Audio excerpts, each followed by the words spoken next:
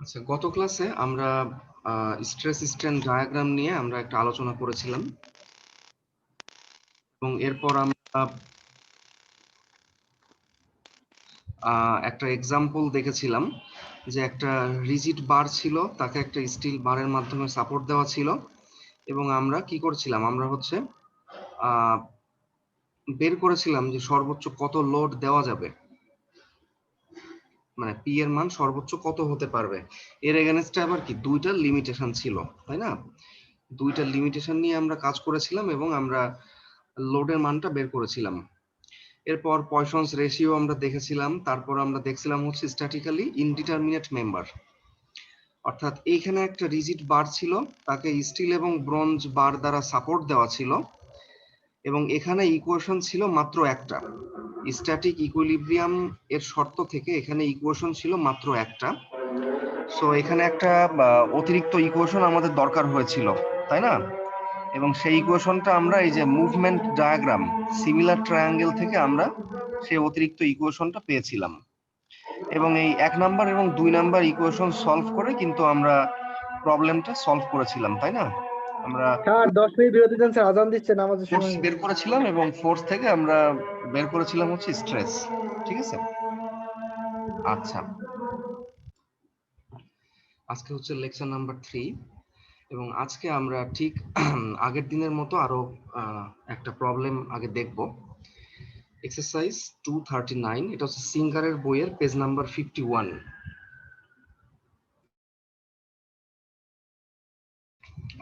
বইটা গুগল ক্লাসরুমে দেওয়া আছে, একটু কোশ্চেনটা দেখে নিন বই থেকেও। এখানে বলা আছে যে the rigid platform in the following figure has negligible mass and rests on two steel bars, each 250 millimeter long. এখানে অর্থ হচ্ছে যে একটা রিজিড প্ল্যাটফর্ম আছে নিচের ফিগারে, এই যে এইটা হচ্ছে প্ল্যাটফর্ম। রিজিড মানে দৃঢ়, মানে একটা দৃঢ় প্ল্যাটফর্ম আছে, মানে যে প্ল্যাটফর্মটা সহজেই ভেঙে যাবে না আর কি, সেটা হচ্ছে রিজিড প্ল্যাটফর্ম। একটা রিজিড প্ল্যাটফর্ম আছে এবং তার মাসটা হচ্ছে নেগলিজিবল, তার মানে এই প্ল্যাটফর্মের ভর হচ্ছে কি অনেক কম, ভর এত কম যে এটাকে আসলে নেগলেক্ট করা যায়। এবং rests on two steel bars, অর্থাৎ দুইটা স্টিল বারের উপরে এটা অবস্থান করে। রেস্ট অন মানে হচ্ছে অবস্থান করা, দুইটা স্টিল বারের উপর অবস্থান করে, আমরা দেখতেই পাচ্ছি বাম পাশে এবং ডান পাশে দুইটা স্টিল বারের উপরে এটা সাপোর্টেড অবস্থায় আছে। আচ্ছা, ইচ 250 মিলিমিটার লং, এটা কার সম্পর্কে বলা হচ্ছে? এটা এটা হচ্ছে স্টিল বারের সম্পর্কে বলা হচ্ছে, অর্থাৎ এক একটা স্টিল বার, প্রত্যেকটা স্টিল বার 250 মিলিমিটার দৈর্ঘ্য। ঠিক আছে, অর্থাৎ এই যে এইটার লেন্থ হচ্ছে 250 মিলিমিটার। ঠিক আছে, আচ্ছা, the centre bar is aluminium, আমরা দেখতেই পাচ্ছি যে মধ্যের বারটা হচ্ছে অ্যালুমিনিয়ামের তৈরি অ্যান্ড এত মিলিমিটার লং, এটা একটু ছোট 249.9 মিলিমিটার। অর্থাৎ এই যে এখানে কিন্তু গ্যাপ আছে একটা, আমরা দেখতে পাচ্ছি, তাই না? যে লোড আসার আগের, এটা কিন্তু লোড আসার আগের অবস্থা, লোড যখন আসে নাই তখন এখানে একটা গ্যাপ আছে, অর্থাৎ অ্যালুমিনিয়াম বার স্টিল বার থেকে একটু ছোট। Compute the stress in the aluminium bar, aluminium বারের মধ্যে স্ট্রেস বের করতে হবে। After the centre load P is equal to 400 kilonewton has been applied, অর্থাৎ এই লোডটা অ্যাপ্লাই করার পর অ্যালুমিনিয়াম বারের স্ট্রেস বের করতে হবে। এখন এখানে বলা যেতে পারে যে অ্যালুমিনিয়াম বারের সঙ্গে তো আসলে প্ল্যাটফর্মের কোনো সংস্পর্শই নাই, তাহলে স্ট্রেস কোত্থেকে আসবে? যখন এই পি পরিমাণ লোডটা দেওয়া হবে প্ল্যাটফর্মের উপরে, তখন এই প্ল্যাটফর্মের, অর্থাৎ সোজা কথা হচ্ছে এই স্টিল বার এবং এই স্টিল বার, এই দুইটা স্টিল বার কিন্তু কি হবে, কম্প্রেশনে থাকবে এবং কম্প্রেশনে থাকার কারণে কিন্তু এই দুইটা স্টিল বার কিছুটা কি হবে, সংকুচিত হবে, রাইট?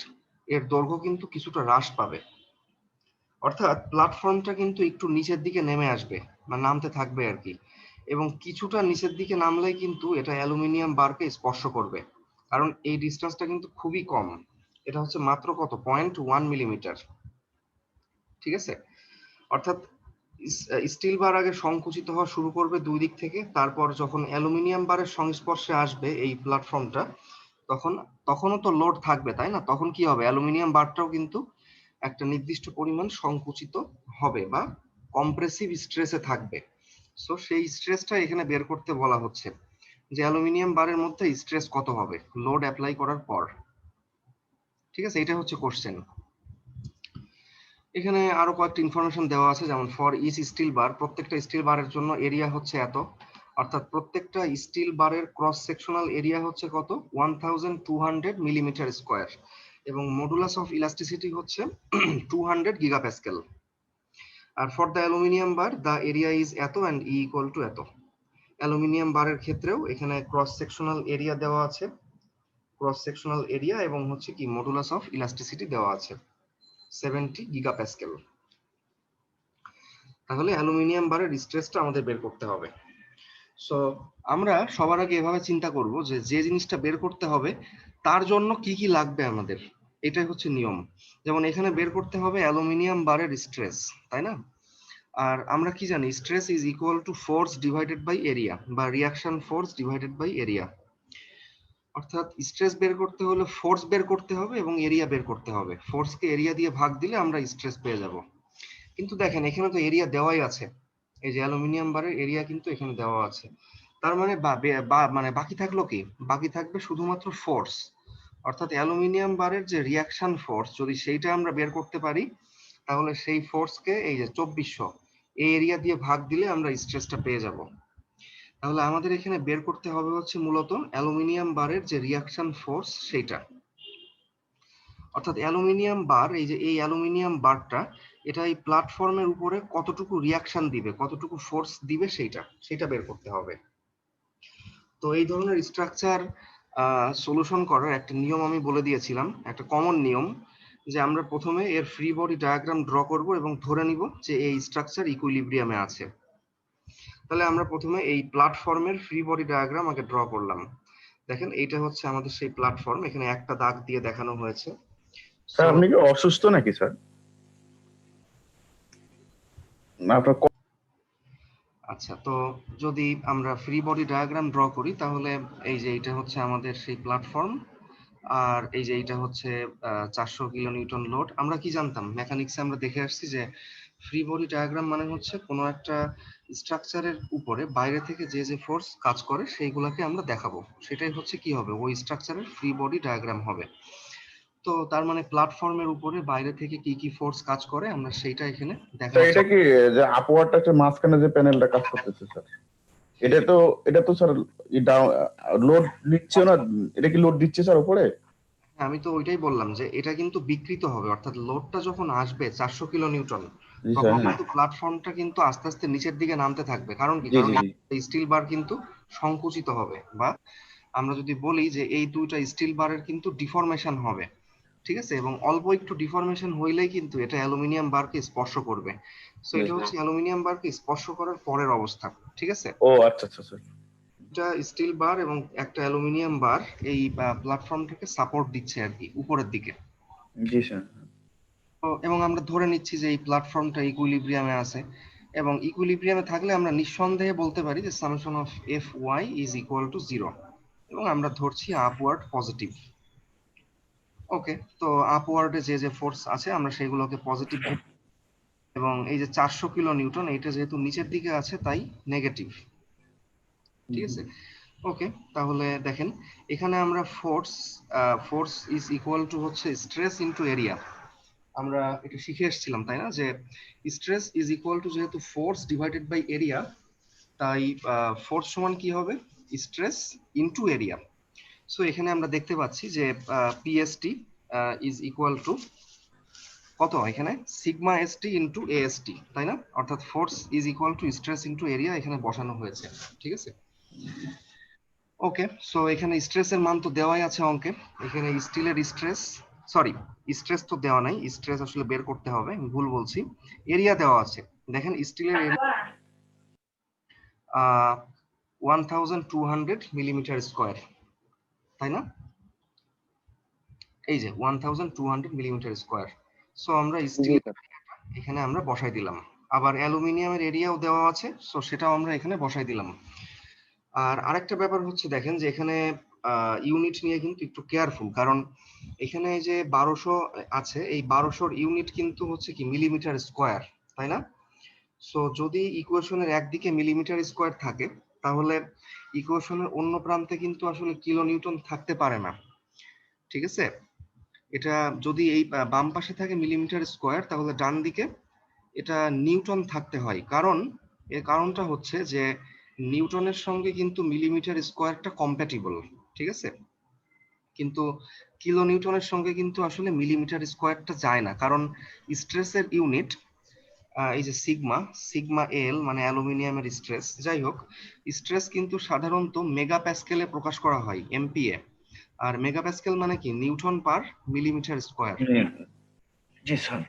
নিউটনের সঙ্গে মিলিমিটার স্কোয়ারটা সামঞ্জস্যপূর্ণ, ঠিক আছে? সো সেই কারণে যেহেতু এইদিকে আছে মিলিমিটার স্কোয়ার, তাই এইদিকে আমরা কিলো নিউটনকে 1000 দিয়ে গুণ করে আমরা নিউটনে নিয়ে গিয়েছি, ঠিক আছে? সো এই যে নাম্বার 1, এইটা আমরা এই ইকুয়েশনটা আমরা পাইলাম। সো এখন দেখেন যে ইকুইলিব্রিয়ামের যে শর্ত, অর্থাৎ সাম্যাবস্থার শর্ত সামেশন অফ এফ ওয়াই সমান 0, এখান থেকে আমরা মাত্র একটা ইকুয়েশন পাচ্ছি, আর কিন্তু কোনো ইকুয়েশন আমাদের হাতে নাই। অর্থাৎ এই প্ল্যাটফর্ম বা এই স্ট্রাকচারের জন্য আর কোনো ইকুয়েশন একটাই। সো একটা ইকুয়েশন আমরা দেখতে পাচ্ছি, দুইটা আননোন আছে এখানে, সিগমা এসটি এবং sigma L.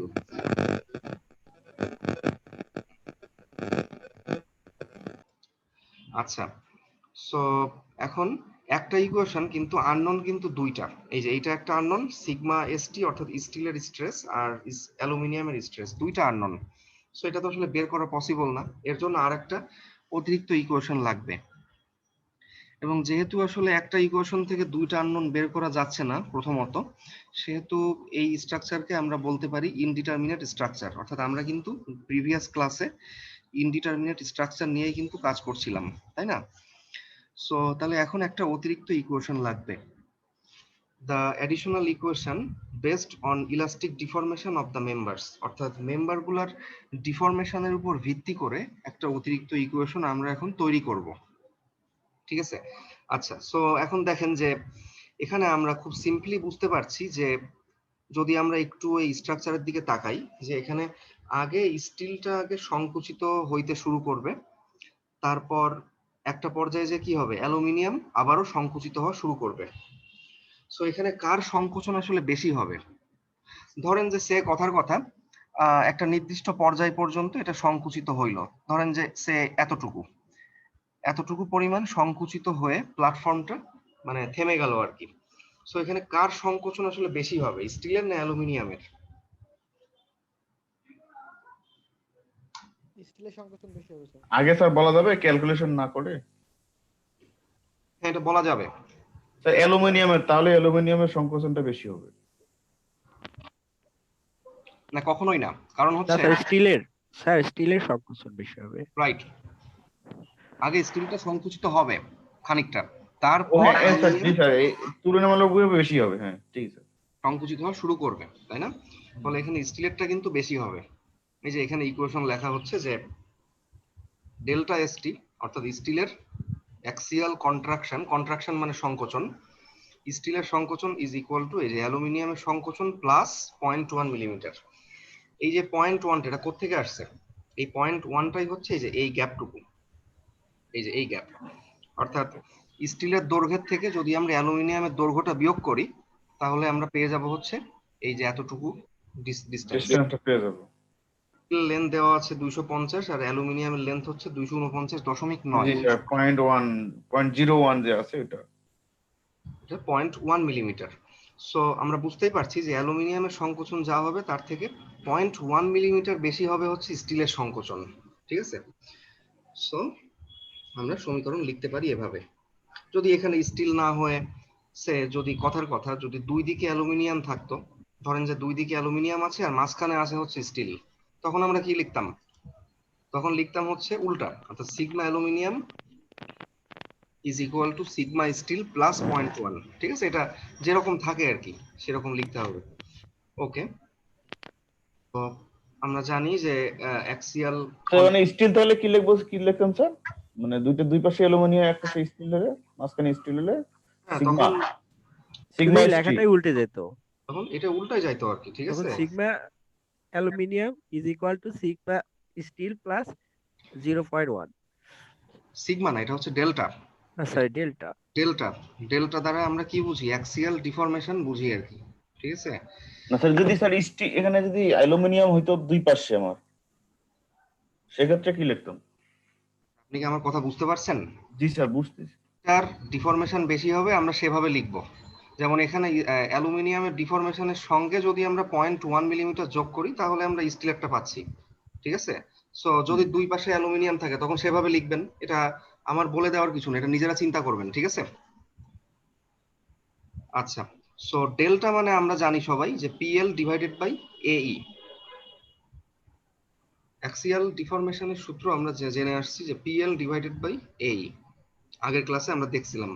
Okay, so PL by এই, এইটাকে আবার আমরা লিখতে পারি সিগমা এল বাই ই, একই কথা, কারণ পি বাই এ সমান আবার সিগমা, ঠিক আছে? Sigma L by E. So sigma sigma হিসেবে কেন লিখলাম? কারণ আমরা দেখেন এই কোশ্চেন নাম্বার 1-এও কিন্তু আমরা সিগমা আছে, আমাদের সিগমা এখানে আছে। সো আমরা সবকিছু সিগমা এর রেসপেক্টে নিয়ে যাচ্ছি এই কারণে। সো এখানে এই যে sigma steel into L steel, অর্থাৎ স্টিলের লেন্থ, এল মানে হচ্ছে লেন্থ, স্টিলের লেন্থ অঙ্কে দেওয়া আছে 250। ই হচ্ছে মডুলাস অফ ইলাস্টিসিটি, এটা স্টিলের মডুলাস অফ ইলাস্টিসিটি অঙ্কে দেওয়া আছে। অঙ্কে দেওয়া আছে হচ্ছে 200 গিগা প্যাসকেল। স্টিলের মডুলাস অফ ইলাস্টিসিটি অঙ্কে দেওয়া আছে 200 গিগা প্যাসকেল। এখন গিগা প্যাসকেল মানে কি? গিগা প্যাসকেল মানে হচ্ছে giga newton per metre square, ঠিক আছে? সো আমরা জানি যে 1 গিগা প্যাসকেল মানে 1000 মেগা প্যাসকেল হবে, তাই না? 1 গিগা প্যাসকেলকে যদি আমরা 1000 দিয়ে গুণ করি তাহলে মেগা প্যাসকেল পাবো। সো এখানে আমরা 1000 দিয়ে গুণ করে আমরা মেগা প্যাসকেলে নিয়ে গিয়েছি। 1000 দিয়ে গুণ করছি কেন? সে একই কথা, কারণ উপরে আছে হচ্ছে মিলিমিটার, 250 মিলিমিটার আছে। সো মিলিমিটারের সঙ্গে কম্প্যাটিবল ইউনিট হচ্ছে মেগা প্যাসকেল। ওকে, তাহলে আমরা এই পাশেও মানগুলো আমরা বসাই দিলাম। এটা আসলে বলার কিছুই নাই, এটা সব অঙ্কে দেওয়া আছে এগুলা। সো এই যে এখন স্টিল, অর্থাৎ এইগুলা ক্যালকুলেটরে ক্যালকুলেশন করে এখানে বসানো হয়েছে, অর্থাৎ 250 ডিভাইডেড বাই 200 ডিভাইডেড বাই 1000, এটা হচ্ছে এত আসে। একইভাবে এইগুলাও ক্যালকুলেশন করে এখানে বসানো হয়েছে। এবং দেখেন যে এখান থেকে আমরা এটা কিভাবে লিখতে পারি, এটা খুবই ইজি। এগুলো হচ্ছে বীজগণিত, অর্থাৎ যদি সিগমা স্টিলটাকে আমরা ফ্রি করতে চাই, আলাদাভাবে লিখতে চাই, তার মানে হচ্ছে সিগমা স্টিলের সঙ্গে যে সংখ্যাটা আছে এটা হচ্ছে কোএফিসিয়েন্ট বলে আর কি। এই সংখ্যা দিয়ে আমরা এই পাশে ভাগ করব, অর্থাৎ 0.00357 ডিভাইডেড বাই কত? 0.00125। আলেম সাহেব, ভিডিওটা অফ করে দেন আপনি।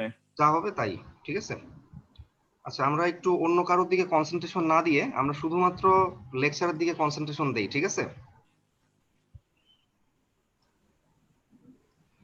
ওকে, so sigma steel is equal to এই যে 0.00357 ডিভাইডেড বাই 0.00125, এটা ভাগ করলে এই যে এটা পাওয়া যাবে। অর্থাৎ এই সংখ্যাটাকে আমরা টোটালি এই দিকে নিয়ে গেলাম, দ্যাট মিন্স প্রত্যেকটা দ্বারা ভাগ হবে আর কি, ঠিক আছে? যেমন 0.1 ডিভাইডেড বাই এত, এটা হচ্ছে 80 হয়।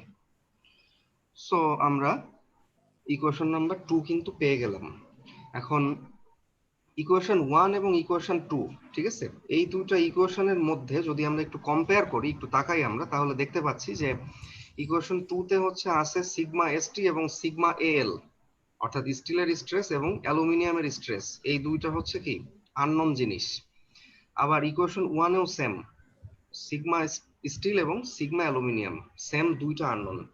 সো দুইটা ইকুয়েশনে দুইটা আননোন থাকলে সেটা আমরা খুব সহজেই কিন্তু বের করতে পারি। সো আমরা এক এবং 2 নাম্বার ইকুয়েশন আমরা সলভ করে আমরা পেয়ে গেলাম হচ্ছে সিগমা স্টিল এবং সিগমা অ্যালুমিনিয়াম। এবং এইটাই কিন্তু আসলে আমাদের জানতে চাওয়া হচ্ছিল যে অ্যালুমিনিয়াম বারের স্ট্রেস কত হবে, রাইট? সো আমি অঙ্কের শুরুতে বলছিলাম যে অ্যালুমিনিয়ামের ফোর্স বের করব, তারপরে ফোর্সকে এরিয়া দিয়ে ভাগ দিয়ে স্ট্রেস বের করব। হ্যাঁ, ওইভাবে করলেও হয়। আবার আমরা কিন্তু এখানে একটু অন্যভাবে করলাম, দ্যাট মিন্স দেখেন আমরা প্রথমে কিন্তু অ্যালুমিনিয়ামের ফোর্সকে আমরা কি হিসেবে লিখছিলাম? স্ট্রেস ইনটু এরিয়া হিসেবে একবারে লিখে ফেলছিলাম, ঠিক আছে? সেই কারণে আসলে এটা সরাসরি স্ট্রেসের রেসপেক্টে চলে আসছে সবকিছু, এবং আমরা সরাসরি স্ট্রেসটা পেয়ে গিয়েছি। ঠিক আছে, সো প্রথমে আমরা একটা স্ট্রাকচারের ফ্রি বডি ডায়াগ্রাম ড্র করলাম, তারপরে হচ্ছে ইকুইলিব্রিয়ামের ইকুয়েশন অ্যাপ্লাই করলাম। দেখেন এখানে কিন্তু summation of moment equal to zero, এটাও কিন্তু একটা কন্ডিশন ছিল, সাম্যাবস্থার শর্ত ছিল, কিন্তু সেটা কিন্তু আমরা আসলে অ্যাপ্লাই করি নাই। আমরা অ্যাপ্লাই করছি সামেশন অফ এফ ওয়াই। এর কারণটা কি? এর খুব সিম্পল, কারণ এইগুলোর মধ্যে কিন্তু ডিসটেন্স দেওয়া নাই। যেহেতু ডিসটেন্স দেওয়া নাই, সেহেতু আমরা কখনো মোমেন্ট নিতে পারবো না, সে কারণে আমরা এটা নিয়েছি আর কি, এফ ওয়াই সমান জিরো। সো ইকুইলিব্রিয়াম ইকুয়েশন থেকে আমরা একটা ইকুয়েশন পাইলাম, এবং এরপর হচ্ছে স্টিল এবং অ্যালুমিনিয়ামের ডিফরমেশনের উপর ভিত্তি করে আমরা আরেকটা সমীকরণ পাইলাম, এবং দুইটা সমীকরণকে আমরা সমাধান করে আমরা খুব সহজে কিন্তু অ্যান্সারটা আমরা বের করে ফেললাম, যে অ্যালুমিনিয়াম বারের স্ট্রেস হচ্ছে 22.47 মেগাপ্যাসকেল। স্যার এই ক্যালকুলেশনটা একটু স্যার একটু ডিটেল হলে ভালো হতো না? এই ক্যালকুলেশন করার প্রসিডিওর তো আমি তো দেখিয়েছিলাম আপনাদেরকে, আমার মনে আছে, আমি এমএস ক্যালকুলেটরে এটা খুব সহজে আমরা সমাধান করতে পারি, তাই না? এটা আমি দেখিয়েছিলাম, খুব ভালো মতোই দেখিয়েছিলাম। সো এটা একটু দেখবেন প্রিভিয়াস ক্লাসের ভিডিওতে, যদি মেকানিক্স এর ভিডিওতে না থাকে তাহলে মেকানিক্স কোর্সে অবশ্যই আমি দেখিয়েছি।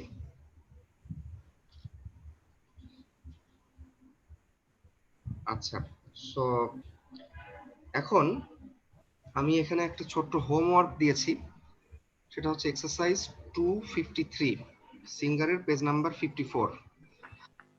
আমি কিছু কথাবার্তা বলি, যেমন আমরা যদি বইটা একটু দেখি,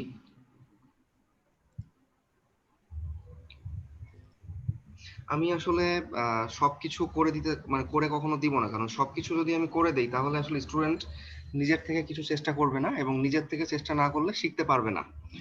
সো আমি এখন এই এক্সাম্পলটা, আমি এই অঙ্কটার জন্য কিছু হিন্টস আমি দিয়ে দিব, এবং সেই হিন্টস গুলা মানে ফলো করে আসলে আমরা খুব সহজে অঙ্কটা সমাধান করতে পারবো।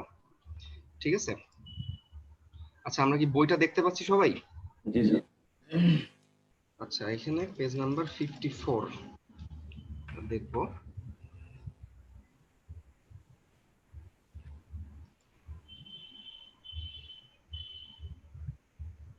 স্যার, স্যার শুনছেন স্যার? Hello, hello. শুনতে পাচ্ছি, আপনি বলেন বলেন।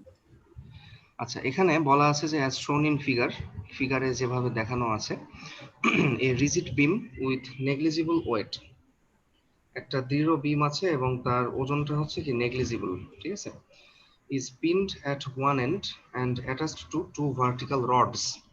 এক প্রান্তে পিন মানে পিন অবস্থায় আছে, পিন সাপোর্টেড অবস্থায় আছে, আর আরেক প্রান্তে হচ্ছে কিভাবে আছে, হ্যাঙ্গার হিসেবে। রড মানে দুইটা রডের সঙ্গে সাপোর্টেড অবস্থায় আছে। ঠিক আছে, দুইটা রডের সঙ্গে মানে অবস্থায় আছে আর কি, attach to two vertical rods. এর মধ্যে একটা হচ্ছে ব্রোঞ্জ রড দেখতে পাচ্ছি আমরা, এবং ব্রোঞ্জের প্রপার্টিস দেওয়া আছে, রডের প্রপার্টিস বৈশিষ্ট্য দেওয়া আছে। আর একটা হচ্ছে স্টিল রড, রডের প্রপার্টিস দেওয়া আছে। The beam was initially horizontal, অর্থাৎ প্রাথমিকভাবে এই বিমটা ছিল কেমন, হরিজন্টাল। এই বিম, দিস ওয়ান, এই বিমটা ছিল একদম আনুভূমিক। বিফোর দ্য লোড এত ওয়াজ অ্যাপ্লাইড, অর্থাৎ এই লোডটা অ্যাপ্লাই করার আগে এটা ছিল হরিজন্টাল।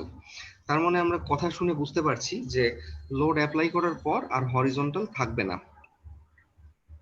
লোড অ্যাপ্লাই করার পর কি হবে, এখান থেকে এই লোডটা এখানে অ্যাপ্লাই করার পর কি হবে, পিন সাপোর্ট তো পিন সাপোর্টের জায়গাতেই থাকবে।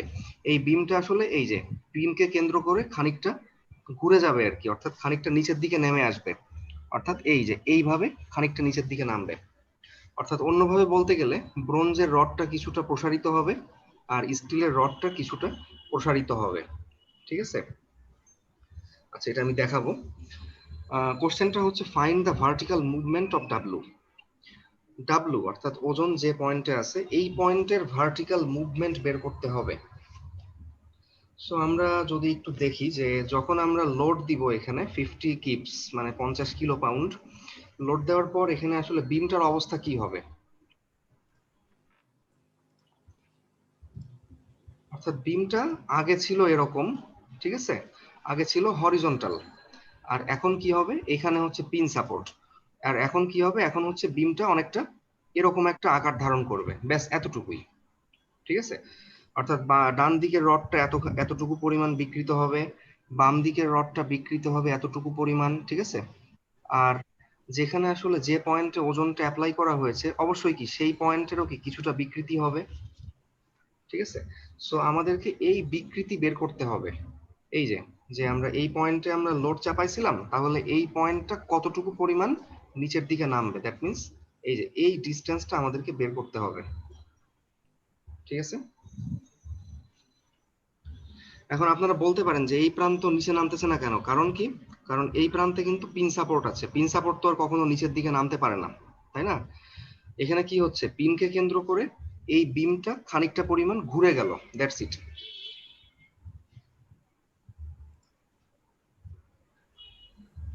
Okay fine. সো দেখেন এখানে প্রথমে হিন্টস দেওয়া আছে যে আমরা প্রথমে অ্যাজ ইউজুয়াল, আমি সেই কথাগুলো আবারও রিপিট করছি, একই কথা, যে প্রথমে আমরা এই বিমের একটা ফ্রি বডি ডায়াগ্রাম ড্র করব। দুইটা অ্যারো চিহ্ন থাকবে উপরের দিকে, একটা হচ্ছে পিএসটি আর একটা হচ্ছে কি পিবিআর, বিআর মানে ব্রোঞ্জ। দুইটা অ্যারো চিহ্ন থাকবে উপরের দিকে আর একটা অ্যারো চিহ্ন থাকবে নিচের দিকে, এই এইখানে। সো আগে আমরা ফ্রি বডি ডায়াগ্রাম ড্র করব এবং তারপর আমরা ধরে নিব যে এই স্ট্রাকচার বা এই বিমটা ইকুইলিব্রিয়ামে আছে বা সাম্যাবস্থায় আছে, এবং তারপরে আমরা লিখব যে সাম্যাবস্থার যে শর্ত সেইটা, অর্থাৎ সামেশন অফ মোমেন্ট সমান 0। এবং যে কোনো একটা বিন্দুর সাপেক্ষে, অর্থাৎ আমরা এই যে এই পয়েন্টের সাপেক্ষে আমরা মোমেন্ট নিব। সাপোজ এইটাকে আমরা যদি এ বলি, তাহলে summation of moment about a is equal to 0। তাহলে এখান থেকে আমরা একটা ইকুয়েশন পাবো। সেই ইকুয়েশনে কিন্তু আননোন থাকবে দুইটা, একটা হচ্ছে পি ব্রোঞ্জ আর একটা হচ্ছে কি পি স্টিল, দুইটা আননোন থাকবে।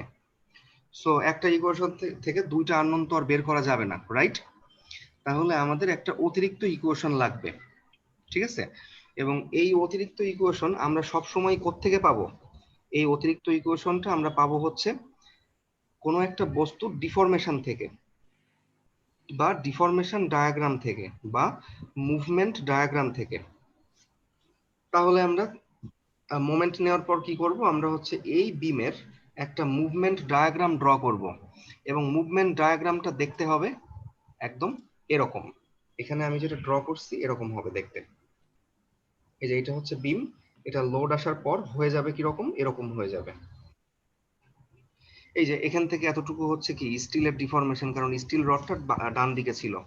এখান থেকে এতটুকু হচ্ছে স্টিলের ডিফরমেশন, আর এখান থেকে এতটুকু হচ্ছে কি ব্রোঞ্জের ডিফরমেশন, আর এখান থেকে এতটুকু হচ্ছে জানতে চাওয়া হচ্ছে অঙ্কে, অর্থাৎ ভার্টিক্যাল মুভমেন্ট অফ ডাব্লু। এই ডিস্টেন্সটা বের করতে হবে আমাদের। Okay fine. তো আমরা একটা সিমিলার ট্রায়াঙ্গেল ড্র করব, এবং এরপর আমরা এই যে ছোট ত্রিভুজটা আছে এইটাকে একটা ত্রিভুজ ধরবো, এবং একদম টোটালটা যে আরেকটা ত্রিভুজ, এই দুইটা ত্রিভুজের মধ্যে আমরা হচ্ছে সিমিলার ট্রায়াঙ্গেলের ফর্মুলা অ্যাপ্লাই করব। আমি আবারও বলি, একটা হচ্ছে ছোট ত্রিভুজ সবচেয়ে ছোট যেটা, আর আরেকটা হচ্ছে সবচেয়ে বড় যেটা সেইটা। এই দুইটা ত্রিভুজের মধ্যে আমরা সিমিলার ট্রায়াঙ্গেলের যে সূত্র ছিল, অনুরূপ বাহুগুলোর অনুপাত সমান, এটা আমি আগেও শিখাইছি বেশ কয়েকবার। সো ওইটা আমরা অ্যাপ্লাই করব। সো খুব স্বাভাবিকভাবেই যদি আমরা সিমিলার ট্রায়াঙ্গেল অ্যাপ্লাই করি, তাহলে সেখান থেকে আমরা আরেকটা ইকুয়েশন পেয়ে যাব, এবং সেই ইকুয়েশনেও কিন্তু দুইটা আননোন থাকবে। সো সামেশন অফ মোমেন্ট সমান 0 এবং সিমিলার ট্রায়াঙ্গেল, এই দুইটা জায়গা থেকে আমরা দুইটা ইকুয়েশন পেয়ে গেলাম, এবং এই দুইটা ইকুয়েশন সলভ করলে আমরা পেয়ে যাব হচ্ছে পি ব্রোঞ্জ এবং পি স্টিল। ঠিক আছে, ওকে ফাইন। তাহলে এরপর পি ব্রোঞ্জ এবং পি স্টিল পেয়ে যাওয়ার পর আমরা বের করব হচ্ছে ডেল্টা ব্রোঞ্জ, অর্থাৎ ব্রোঞ্জের ডিফরমেশনটা আমরা বের করব। ব্রোঞ্জটা কোথায় আছে, এই যে এইটা হচ্ছে ব্রোঞ্জ, দ্যাট মিন্স পিন সাপোর্টের পাশে যেটা আছে এটা হচ্ছে ব্রোঞ্জ। দ্যাট মিন্স আমরা কি জানি, ডেল্টা সমান পিএল বাই এই। তাহলে ডেল্টা ব্রোঞ্জ সমান কত হবে, এই যে পি ব্রোঞ্জ, এটা আমরা অলরেডি বের করে ফেলেছি ইকুয়েশন থেকে। পিএল অর্থাৎ এল মানে হচ্ছে ব্রোঞ্জের যে লেন্থ, এই যে 3 ফিট দেওয়া আছে, বাই এই, এই যে এ আর ই এর মান এখানে দেওয়া আছে। সো আমরা খুব সহজেই এই পি ব্রোঞ্জের মান এই সমীকরণে বসাই দিলে আমরা ডেল্টা ব্রোঞ্জ আমরা পেয়ে যাব, ব্রোঞ্জের ডিফরমেশন পেয়ে যাব। আর ব্রোঞ্জের ডিফরমেশন পেয়ে যাওয়া মানে তখন আমরা সিমিলার ট্রায়াঙ্গেলের মাধ্যমে সঙ্গে সঙ্গে আমরা বের করে ফেলতে পারবো যে ডেল্টা ডাব্লু কত হবে। তখন আমরা কি করব, আমরা ডেল্টা ব্রোঞ্জ এবং ডেল্টা ডাব্লু এই দুইটার মধ্যে আমরা সিমিলার ট্রায়াঙ্গেলের ফর্মুলা লিখব। কিসের কিসের মধ্যে? ডেল্টা ব্রোঞ্জ এবং ডেল্টা ডাব্লু। আমি একটু দেখাই, এই যে এইটা হচ্ছে ডেল্টা ব্রোঞ্জ, দিস ওয়ান, এখান থেকে এতটুকু অর্থাৎ ছোট একটা ত্রিভুজ, আর এই যে এর থেকে যে বড় ত্রিভুজ অর্থাৎ এইটা আর একটা ত্রিভুজ, কারণ এইটা হচ্ছে কি ডেল্টা ডাব্লু, এটা হচ্ছে ডেল্টা ডাব্লু। তাহলে এই ছোট ত্রিভুজটা এবং এই ত্রিভুজটা, এই দুইটা ত্রিভুজের মধ্যে সিমিলার ট্রায়াঙ্গেলের ফর্মুলা লিখলেই আমরা ইজিলি পেয়ে যাব যে ডেল্টা ডাব্লু কত, অর্থাৎ এই যে এইটুকু কত আমরা পেয়ে যাব, এবং এইটাই আমাদের অ্যান্সার হবে। সো 4টা স্টেপে আমি যেভাবে ইনস্ট্রাকশন দিলাম এইভাবে সবাই প্রবলেমটা সলভ করবেন।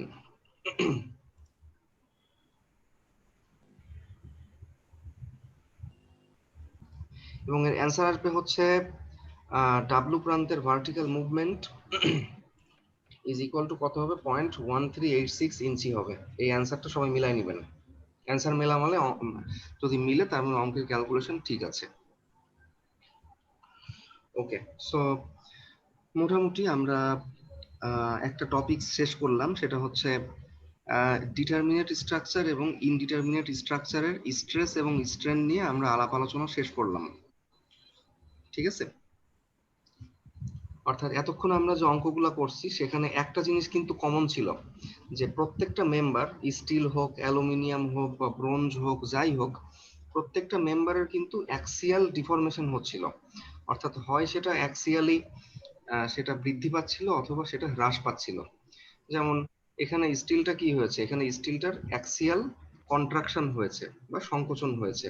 আবার আমি এই মাত্র যে এক্সারসাইজের উদাহরণটা দিলাম, অর্থাৎ বিম দুইটা রডের সঙ্গে সাপোর্টেড অবস্থায় আছে, সেখানে কিন্তু দুইটা রডের কি হয়েছে, দৈর্ঘ্য কিন্তু বৃদ্ধি পেয়েছে।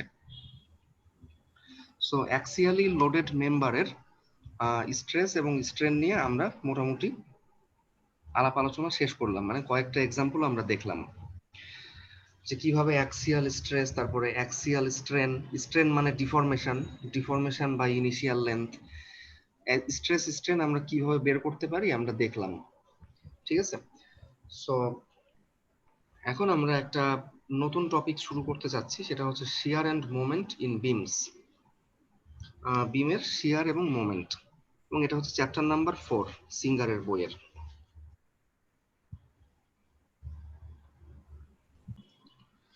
সো এই চ্যাপ্টারটা এখন আমাদের আলোচ্য বিষয়। সো কোনো একটা চ্যাপ্টার শুরু হওয়ার সময় 2-3টা পেজ আমি সবাইকে পড়তে বলি, প্রথম 1টা থেকে 2টা পেজ, তো সবাই পড়বেন। এখানে অনেক সিম্পল কথাবার্তা লেখা আছে, আমরা বুঝতে পারবো, জানতে পারবো। সো এখানে কয়েকটা ফিগার আছে আমরা দেখতে পাচ্ছি, দেখেন যে এটা হচ্ছে সিম্পল বিম। সিম্পল বিম মানে হচ্ছে যে সিম্পলি সাপোর্টেড বিম, যে বিমের সাপোর্টটা সিম্পল সাপোর্ট। সো তার মানে একদিকে পিন সাপোর্ট আর আরেকদিকে হচ্ছে রোলার সাপোর্ট, তার মানে এটা হচ্ছে সিম্পল বিম। আচ্ছা, যদি কোনো বিমের এক প্রান্তে ফিক্সড সাপোর্ট থাকে আর আরেক প্রান্তে কোনো সাপোর্ট না থাকে, একটা ফিক্সড সাপোর্ট আর একটা হচ্ছে কি ফ্রি এন্ড মানে মুক্ত প্রান্ত, এরকম থাকলে তাকে আমরা বলি ক্যান্টিলিভার বিম। আবার এখানে ওভারহ্যাঙ্গিং বিম, দ্যাট মিন্স কোনো একটা সিম্পলি সাপোর্টেড বিম, অর্থাৎ এক পাশে রোলার আর এক পাশে হচ্ছে কি, সরি, এক পাশে পিন আর এক পাশে রোলার। সো এরকম একটা সিম্পলি সাপোর্টেড বিমের একটা প্রান্ত অথবা দুইটা প্রান্তই যদি আমরা সাপোর্টের বাইরে কিছুটা বাড়িয়ে দেই, কিছুটা বর্ধিত অবস্থায় থাকে, তাহলে এই ধরনের বিমকে বলা হয় ওভারহ্যাঙ্গিং বিম। ঠিক আছে, সো এই বিমগুলো হচ্ছে আবার স্ট্যাটিক্যালি ডিটারমিনেট, অর্থাৎ ইকুইলিব্রিয়ামের যে ইকুয়েশন বা ইকুইলিব্রিয়ামের শর্ত থেকে আমরা যে 2টা বা 3টা ইকুয়েশন পাই, সেই 2টা বা 3টা ইকুয়েশন থেকে আমরা প্রত্যেকটা সাপোর্ট রিঅ্যাকশন বের করতে পারবো খুব সহজে। আর এর নিচে যে 3টা ফিগার আছে, এইগুলো হচ্ছে কি স্ট্যাটিক্যালি ইনডিটারমিনেট বিমস। একটা হচ্ছে প্রপড বিম, ফিক্সড বিম আর হচ্ছে কন্টিনিউয়াস বিম। প্রপড বিমের সংজ্ঞা হচ্ছে যে বিমের এক প্রান্তে ফিক্সড সাপোর্ট থাকে আর আরেক প্রান্তে থাকে হচ্ছে রোলার সাপোর্ট, একে বলা হয় প্রপড ক্যান্টিলিভার বিম অথবা শুধু প্রপড বিম। এই বিমের ইকুইলিব্রিয়ামের ইকুয়েশন থেকে আমরা সবগুলো সাপোর্ট রিঅ্যাকশন কিন্তু সঙ্গে সঙ্গে বের করতে পারবো না। ঠিক আছে, আচ্ছা, আরেকটা হতে পারে এরকম যে fixed or restrained beam. Restrained মানে হচ্ছে আবদ্ধ। আমরা সবাই জানি যে রেস্ট্রেন্ট এই কথার অর্থ হচ্ছে ফিক্সড সাপোর্ট। যদি কোনো একটা বিমের দুই পাশেই ফিক্সড সাপোর্ট থাকে তাহলে তাকে বলা হয় ফিক্সড বিম অর রেস্ট্রেন্ট বিম। আবার কোনো একটা বিম যদি পরপর কয়েকটা স্প্যানে চলতে থাকে, অর্থাৎ এখানে স্প্যান আছে একটা, দুইটা, তিনটা, অর্থাৎ একের অধিক স্প্যান হইলেই তাকে বলা হয় কি কন্টিনিউয়াস বিম। ঠিক আছে, সো এগুলো আমরা একটু দেখবো। এরপরে মেইনলি দেখতে হবে দিস ওয়ান, শিয়ার এবং মোমেন্ট। কোনো একটা বিমের শিয়ার ফোর্স আমরা কিভাবে বের করতে পারি এবং কোনো একটা বিমের বেন্ডিং মোমেন্ট আমরা কিভাবে বের করতে পারি, শিয়ার এবং মোমেন্ট। এবং একটা ব্যাপার সবাই মাথায় রাখবেন, এটা হচ্ছে শিয়ার এবং মোমেন্ট, এই দুইটা জিনিস একটা বিমের ইন্টারনাল ফোর্স, অর্থাৎ অভ্যন্তরীণ ব্যাপার। বাইরের থেকে আমরা বিমের উপরে যে ফোর্স অ্যাপ্লাই করি সেই ফোর্সের কারণে বিমের মধ্যে, অর্থাৎ কনক্রিটের মধ্যে, বিমের ম্যাটেরিয়ালের মধ্যে কিছু মানে ফোর্স বা এবং মোমেন্ট তৈরি হয়। সেই ফোর্স হচ্ছে শিয়ার ফোর্স। ইন্টারনাল ফোর্সকেই বলা হয় শিয়ার ফোর্স এবং মোমেন্টকেই বলা হয় বেন্ডিং মোমেন্ট বা শুধু মোমেন্ট। ঠিক আছে, যেমন আমি একটা এক্সাম্পল দিচ্ছি আর কি। এখানে দেখেন একটা বিম আছে, খুব কেয়ারফুলি খেয়াল করেন। এখানে একটা সিম্পলি সাপোর্টেড বিম আছে, দুই পাশে দুইটা সাপোর্ট রিঅ্যাকশন R1 এবং R2। একটা লোড আছে, কনসেন্ট্রেটেড লোড P, আর স্প্যান লেন্থ হচ্ছে L। ঠিক আছে, আমরা ধরলাম যে আমরা বাম পাশের সাপোর্ট থেকে x পরিমাণ ডিস্টেন্স দূরে আমরা বিমটাকে কেটে ফেলবো, বা আমরা একটা সেকশন নিব এবং সেই সেকশনটার নাম দিলাম হচ্ছে সেকশন AA।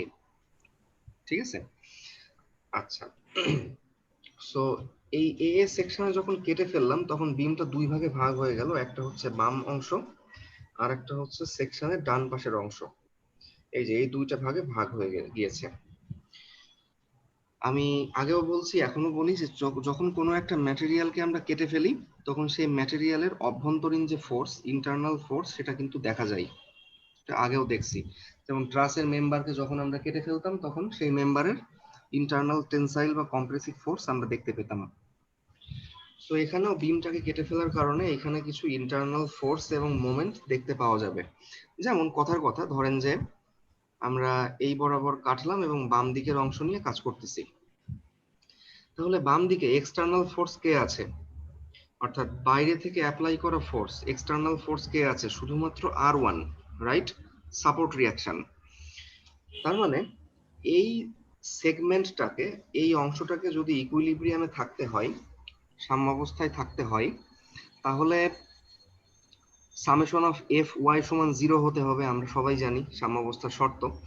অর্থাৎ এই যেখানে কেটে ফেলছি আমরা, এইখানে এমন একটা ফোর্স তৈরি হইতে হবে যে ফোর্সটা R1 এর ইকুয়াল এবং অপোজিট, অর্থাৎ যে ফোর্সটা R1 কে কি করবে, ব্যালেন্স করবে। অর্থাৎ R1 এর ঠিক এবং বিপরীত একটা ফোর্স VR, এটা এখানে তৈরি হবে। ভি দ্বারা এখানে বোঝাচ্ছে শিয়ার ফোর্স, আর আর মানে হচ্ছে রেজিস্টিং, তো রেজিস্টিং শিয়ার ফোর্স। ঠিক আছে, অর্থাৎ এখন দেখেন, যদি আমরা একটা সেগমেন্ট নিয়ে চিন্তা করি, এই বাম পাশের সেগমেন্টে কিন্তু সামেশন অফ এফ ওয়াই সমান 0 হয়ে যাচ্ছে, কারণ উপরের দিকে একটা ফোর্স, নিচের দিকে একটা ফোর্স, এবং এই দুইটা ফোর্স একে অপরের সমান। তার মানে কি, সামেশন অফ এফ ওয়াই সমান 0, অর্থাৎ এই সেগমেন্টটা এখন ইকুইলিব্রিয়ামে আছে। ঠিক আছে, একইভাবে দেখেন যে যদি ডান দিকের অংশ নিয়ে আমরা চিন্তা করি, যে এখান থেকে কেটে ফেলে আমরা ডান দিক নিয়ে কাজ করতেছি, তাহলে ডান দিকে আছে একটা সাপোর্ট রিঅ্যাকশন R2, সো, এবং আরেকটা আছে হচ্ছে P, এই যে ভার্টিক্যাল লোড P। সো এই দুইটা ফোর্স মিলে, এই দুইটা ফোর্সের যে ডিফারেন্স, যে পার্থক্য, সেই পার্থক্যের সমান একটা শিয়ার ফোর্স কিন্তু এখানে কাজ করতেছে, এটা হচ্ছে VR। ঠিক আছে, এটা হচ্ছে VR, রেজিস্টিং শিয়ার ফোর্স। এবং এই ভিআর এবং এই ভিআর, এই দুইটা শিয়ার ফোর্স কিন্তু একে অপরের সমান, কারণ এই দুইটা কিন্তু একই জায়গা, কারণ এইখানে কেটে ফেলার ফলেই কিন্তু বিমটা দুই ভাগে ভাগ হয়েছে, ফলে এইটা আসলে একই ফোর্স। এই হচ্ছে গেল শিয়ার ফোর্স। আর মোমেন্ট কিরকম, এই যে যেখানে আমরা কেটে ফেলবো সেখানে কিছু মোমেন্ট তৈরি হবে, মানে মোমেন্ট দেখা যাবে থাকে, এটা কেটে ফেলার পর আমরা দেখতে পাই। সো এই যে এই এম আর হচ্ছে রেজিস্টিং মোমেন্ট বা বেন্ডিং মোমেন্ট। এই দুইটা আসলে একই পয়েন্টে আছে, জাস্ট একটা আর একটা সমান এবং বিপরীত হিসেবে দেখানো হয়েছে। অর্থাৎ মূল কথা হচ্ছে যে কোনো একটা বিমকে যদি আমরা কোনো একটা পয়েন্ট থেকে কেটে ফেলি, যেমন এখানে এই এই সেকশন থেকে আলাদা করে ফেলা হয়েছে, দ্যাট মিন্স আলাদা করে ফেলার পর বাম অংশ এবং ডান অংশ এই দুইটা অংশই অবশ্যই সাম্যাবস্থায় থাকতে হবে, এটাই হচ্ছে মূল কথা। ঠিক আছে, বাম দিকেরটাও ইকুইলিব্রিয়ামে থাকতে হবে, আবার ডান দিকেরটাও ইকুইলিব্রিয়ামে থাকতে হবে। আচ্ছা, সো আমি একটা যদি এক্সাম্পল দেই, আচ্ছা এক্সাম্পল আমি একটু পরে দিচ্ছি, তার আগে আমি একটু আগে সংজ্ঞাটা দেখাই নেই, তাহলে বুঝতে সহজ হবে। দেখেন এখানে বলা আছে যে, আচ্ছা সিম্পল বিম, ক্যান্টিলিভার বিম এইগুলোর সংজ্ঞা আমি আর এখন না দেই, আমি সরাসরি চলে যাচ্ছি শিয়ার ফোর্সের সংজ্ঞাতে। এখানে বলা হচ্ছে the shear force of a section of a beam, অর্থাৎ কোনো একটা বিমের কোনো একটা সেকশনের শিয়ার ফোর্স হচ্ছে ইজ অ্যান ইন্টারনাল ফোর্স, একটা অভ্যন্তরীণ ফোর্স, হুইচ ইজ ডিফাইন্ড, যেটাকে সংজ্ঞায়িত করা হয়, কিভাবে সংজ্ঞায়িত করা হয়, as the summation of the vertical components of the external loads, external লোডের ভার্টিক্যাল কম্পোনেন্টের যোগফল, acting acting on either left or right side of that section, অর্থাৎ ওই সেকশনের হয় বাম দিকে অথবা ডান দিকে কাজ করে, ডিনোটেড বাই ভি, মানে ভি দ্বারা চিহ্নিত করা হয়। তাহলে ব্যাপারটা কি দাঁড়াচ্ছে, যে কোনো একটা বিমের কোনো একটা সেকশনের শিয়ার ফোর্স হচ্ছে একটা অভ্যন্তরীণ ফোর্স, যেটাকে সংজ্ঞায়িত করা হয় এইভাবে যে সেটা হচ্ছে, শিয়ার ফোর্সটা হচ্ছে ওই সেকশনের বাম দিকে অথবা ডান দিকে এক্সটার্নাল লোড, মানে বাহ্যিক লোডের ভার্টিক্যাল কম্পোনেন্টের যোগফল, সামেশন মানে যোগফল, এক্সটার্নাল লোডের ভার্টিক্যাল কম্পোনেন্টের যোগফলটাই হচ্ছে শিয়ার ফোর্স। আমি একটা এক্সাম্পল দিলে ক্লিয়ার হবে। এখন ধরেন যে এইটা হচ্ছে একটা বিম, ঠিক আছে, এই বিমের সে কথার কথা, এইখানে একটা ডাউনওয়ার্ড ফোর্স আছে হচ্ছে সে 10 কিলো নিউটন, ঠিক আছে। তারপর ধরেন যে এইখানে আরেকটা ডাউনওয়ার্ড ফোর্স আছে, এইটা হচ্ছে কত বলবো, এটা হচ্ছে সাপোজ 5 কিলো নিউটন কথার কথা। তারপর ধরেন যে এইখানে একটা সাপোর্ট রিয়াকশন আছে, অর্থাৎ আপওয়ার্ড সাপোর্ট রিয়াকশন, এইটা হচ্ছে আমরা ধরলাম সে 5, এটা হচ্ছে 5।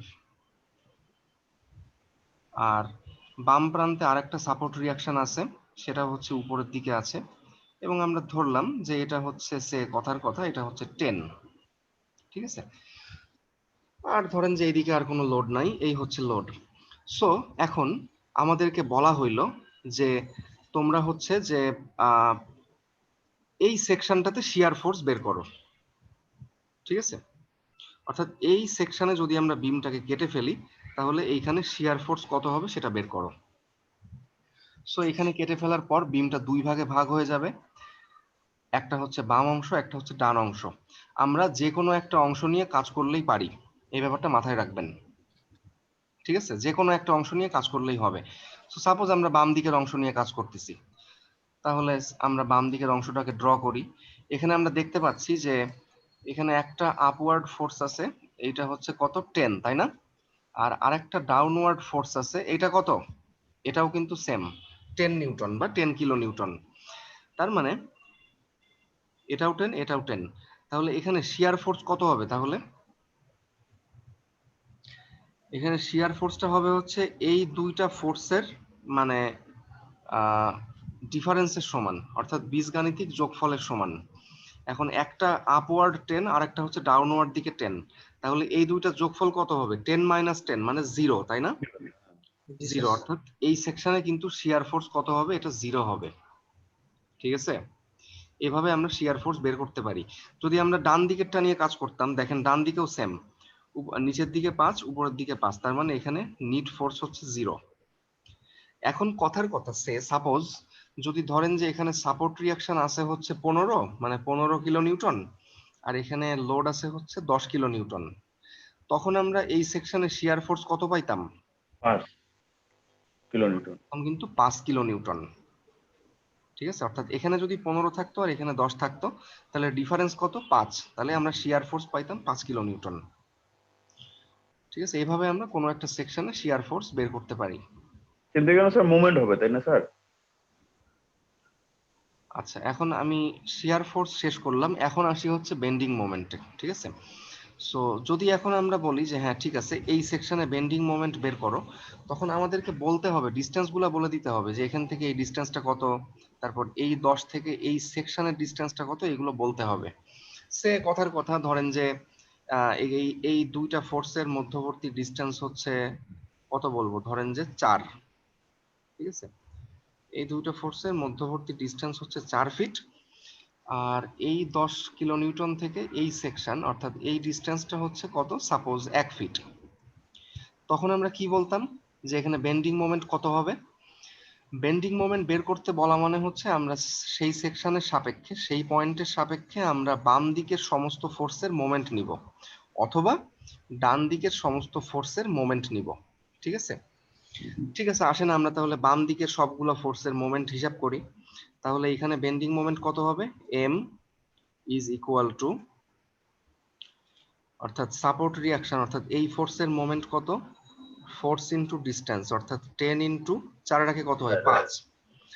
কত হয় তাহলে 5 10 কত হয়, 50। 50 এইটা হচ্ছে সে 50 কথার কথা, আর মাইনাস মাইনাস, কারণ একটা হচ্ছে ক্লকওয়াইজ আর একটা হচ্ছে কি অ্যান্টি ক্লকওয়াইজ, আমরা এই পয়েন্টের সাপেক্ষে মোমেন্ট নিচ্ছি, তাই মাইনাস। তাহলে এখানে ফোর্স ইনটু ডিসটেন্স অর্থাৎ 10 ইনটু 1 মানে কত, 10 তাই না? তার মানে মোমেন্ট কত হইতো আসলে, বেন্ডিং মোমেন্ট 40। 40 কিলোমিটার। ঠিক আছে, এটা হচ্ছে 40 হইতো। তার মানে সরি, এটা আসলে ড্র করা হচ্ছে না 40। সো তার মানে এই সেকশনে বেন্ডিং মোমেন্ট হচ্ছে 40 কিলোনিউটন ইনটু মিটার। এবং সেটা কোন দিকে হবে বলেন তো? Anti clockwise. এটা হবে অ্যান্টি ক্লকওয়াইজ। কারণ কারণ কি, এই পয়েন্টের সাপেক্ষে ক্লকওয়াইজ মোমেন্ট হচ্ছে 50 আর অ্যান্টি ক্লকওয়াইজ মোমেন্ট কত, মাত্র 10। তাহলে এখানে ঘাটতি আছে কিসের, ঘাটতি আছে হচ্ছে অ্যান্টি ক্লকওয়াইজ মোমেন্টের। তাই এখানে রেজিস্টিং মোমেন্টটা কেমন হবে, এটা অবশ্যই এটা অ্যান্টি ক্লকওয়াইজ হবে, 40 কিলোনিউটন ইনটু মিটার। আবার দেখেন বা ডান দিকের সেকশন নিয়ে চিন্তা করলেও আসলে মোমেন্ট একই আসতো, সেম আসতো। সো শিয়ার ফোর্স এবং বেন্ডিং মোমেন্ট এইটা যে পয়েন্টে বের করতে বলবে বা যে সেকশনে বের করতে বলবে, আমরা সেই পয়েন্টের সাপেক্ষে আমরা মনে মনে কি করব, আমরা হয় বাম দিক নিয়ে কাজ করব অথবা ডান দিক নিয়ে কাজ করব। যদি শিয়ার ফোর্স বের করতে বলে তাহলে সেই সেকশনের বাম অথবা ডান পাশে আমরা সবগুলো ফোর্সকে যোগ করব। যদি বেন্ডিং মোমেন্ট বের করতে বলে তাহলে আমরা সেই পয়েন্টের বাম দিকে কি করব, সবগুলো ফোর্সের মোমেন্টকে যোগ করব। আবার এমন করেন না যে এই সেকশনে বেন্ডিং মোমেন্ট বের করতে বলছে, আমরা হচ্ছে এই পয়েন্টের সাপেক্ষে সবগুলো ফোর্সের মোমেন্ট নিয়ে নিয়েছি, বাম দিকে ডান দিকে সব, তাহলে কিন্তু ভুল হবে। ঠিক আছে, যে কোনো একদিকে, হয় বাম দিকে অথবা ডান দিকে। জি স্যার। সো তাহলে শিয়ার ফোর্সের সংজ্ঞাটা কি ছিল, যে summation of vertical component of the external load. Vertical component কথাটা কেন আসছে, এটা আসার একটা কারণ আছে, এটা এমনি এমনি আসে নাই। ধরেন যে এখানে একটা সে ইনক্লাইন্ড লোড আছে এরকম, এখানে একটা সাপোর্ট রিয়াকশন আছে ধরেন যে উপরের দিকে আপওয়ার্ড, অর্থাৎ ভার্টিক্যালি আপওয়ার্ড। তারপর ধরেন যে এখানে আরেকটা ইনক্লাইন্ড লোড আছে, সেটা আছে হচ্ছে এইভাবে। ঠিক আছে, এখানে আছে হচ্ছে ধরেন যে আরেকটা সাপোর্ট রিয়াকশন এইভাবে। এখন যদি আমাদেরকে বলা হয় যে তোমরা সে এই সেকশনে শিয়ার ফোর্স বের করো, এই যে এই সেকশনে, তখন আমরা কি বলবো, বাম দিক অথবা ডান দিকে সমস্ত ফোর্সের যোগফল। যদি আমরা বাম দিক নিয়ে কাজ করি তাহলে এই যে ইনক্লাইন্ড ফোর্স, আমরা মেকানিক্সে দেখে আসছি একটা ইনক্লাইন্ড ফোর্সের দুইটা কম্পোনেন্ট থাকে, একটা হচ্ছে কি এর ভার্টিক্যাল কম্পোনেন্ট, আরেকটা হচ্ছে কি এর হরিজন্টাল কম্পোনেন্ট। এই ফোর্সের একটা কম্পোনেন্ট থাকবে ভার্টিক্যালি ডাউনওয়ার্ড, আর একটা কম্পোনেন্ট থাকবে কি লেফটওয়ার্ড। সো তখন আমরা শিয়ার ফোর্স গণনা করার ক্ষেত্রে আমরা কোন কম্পোনেন্টটা হিসাব করব, ভার্টিক্যালটা না হরিজন্টালটা? ভার্টিক্যালটা স্যার। ভার্টিক্যালটা, কারণ এইটা হচ্ছে শিয়ার ফোর্স, এইটা কিন্তু শিয়ার ফোর্স না, এটা হচ্ছে অ্যাক্সিয়াল ফোর্স। আর শিয়ার ফোর্স কোনটা, এইটা, অর্থাৎ বিমের ক্রস সেকশনের প্যারালাল যে ফোর্স সেটা হচ্ছে শিয়ার ফোর্স। ক্রস সেকশনটা তো এই বরাবর আছে, সেই ক্রস সেকশনের প্যারালাল ফোর্স কোনটা, সমান্তরাল ফোর্স কোনটা, এইটা, তাই এইটা হচ্ছে শিয়ার ফোর্স। শিয়ার ফোর্সের মূল সংজ্ঞাই কিন্তু এইটা, যে ক্রস সেকশনের সঙ্গে সমান্তরালে কাজ করে যে ফোর্স সেটাই হচ্ছে শিয়ার ফোর্স। যদি এইটা একটা বিম হয় তাহলে এইটা একটা শিয়ার ফোর্স হবে, ঠিক আছে? কারণ এই বিমের ক্রস সেকশন হচ্ছে এই বরাবর, দেখেন ক্রস সেকশনে সমান্তরালে কাজ করছে, কিন্তু এইটা কিন্তু কখনোই শিয়ার ফোর্স না, এইটা হচ্ছে একটা অ্যাক্সিয়াল ফোর্স। ওকে,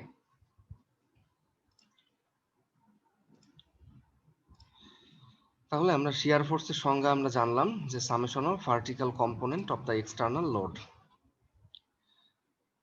সো আচ্ছা, পজিটিভ শিয়ার নেগেটিভ শিয়ার এটা আমি পরে দেখাচ্ছি, ঠিক আছে, কিভাবে হয়। এরপর হচ্ছে বেন্ডিং মোমেন্ট। বেন্ডিং মোমেন্টের সংজ্ঞাও same. Bending moment is defined as the summation of moments of all the loads, অর্থাৎ summation of moment of all the loads মানে সমস্ত লোডের মোমেন্টের যোগফল, acting either to the left or right side of the section. সেকশনের হয় বামে অথবা ডানে কাজ করে। তাহলে সেকশনের বামে অথবা ডানে সমস্ত লোডের মোমেন্টের যোগফলটাই হচ্ছে বেন্ডিং মোমেন্ট, এবং এটাকে আমরা ম্যাথমেটিক্যালি এভাবে লিখতে পারি summation of moment L or summation of moment R. Left মানে হচ্ছে সেকশনের বাম দিকে, আর রাইট মানে সেকশনের ডান দিকে, লেফট রাইট। এটা হচ্ছে পজিটিভ বেন্ডিং, এটা হচ্ছে নেগেটিভ বেন্ডিং। আচ্ছা, এখানে আমি পরে আসছি, এটা হচ্ছে সাইন কনভেনশন। সো এখন শিয়ার ফোর্স ডায়াগ্রাম এবং বেন্ডিং মোমেন্ট ডায়াগ্রাম ড্র করার জন্য কিছু ইকুয়েশন আসলে আমাদেরকে মাথায় রাখতে হবে। সেই ইকুয়েশন আমি এখানে দেখাইছি। যে প্রথম ইকুয়েশনটা হচ্ছে v2 minus v1 is equal to delta v equal to area of load diagram। কোনো দুইটা পয়েন্টের মধ্যে শিয়ার ফোর্সের পার্থক্য হচ্ছে, পরিবর্তনটা হচ্ছে ওই দুইটা পয়েন্টের মধ্যে লোড ডায়াগ্রামের এরিয়ার সমান। এটা একটু মাথায় রাখতে হবে।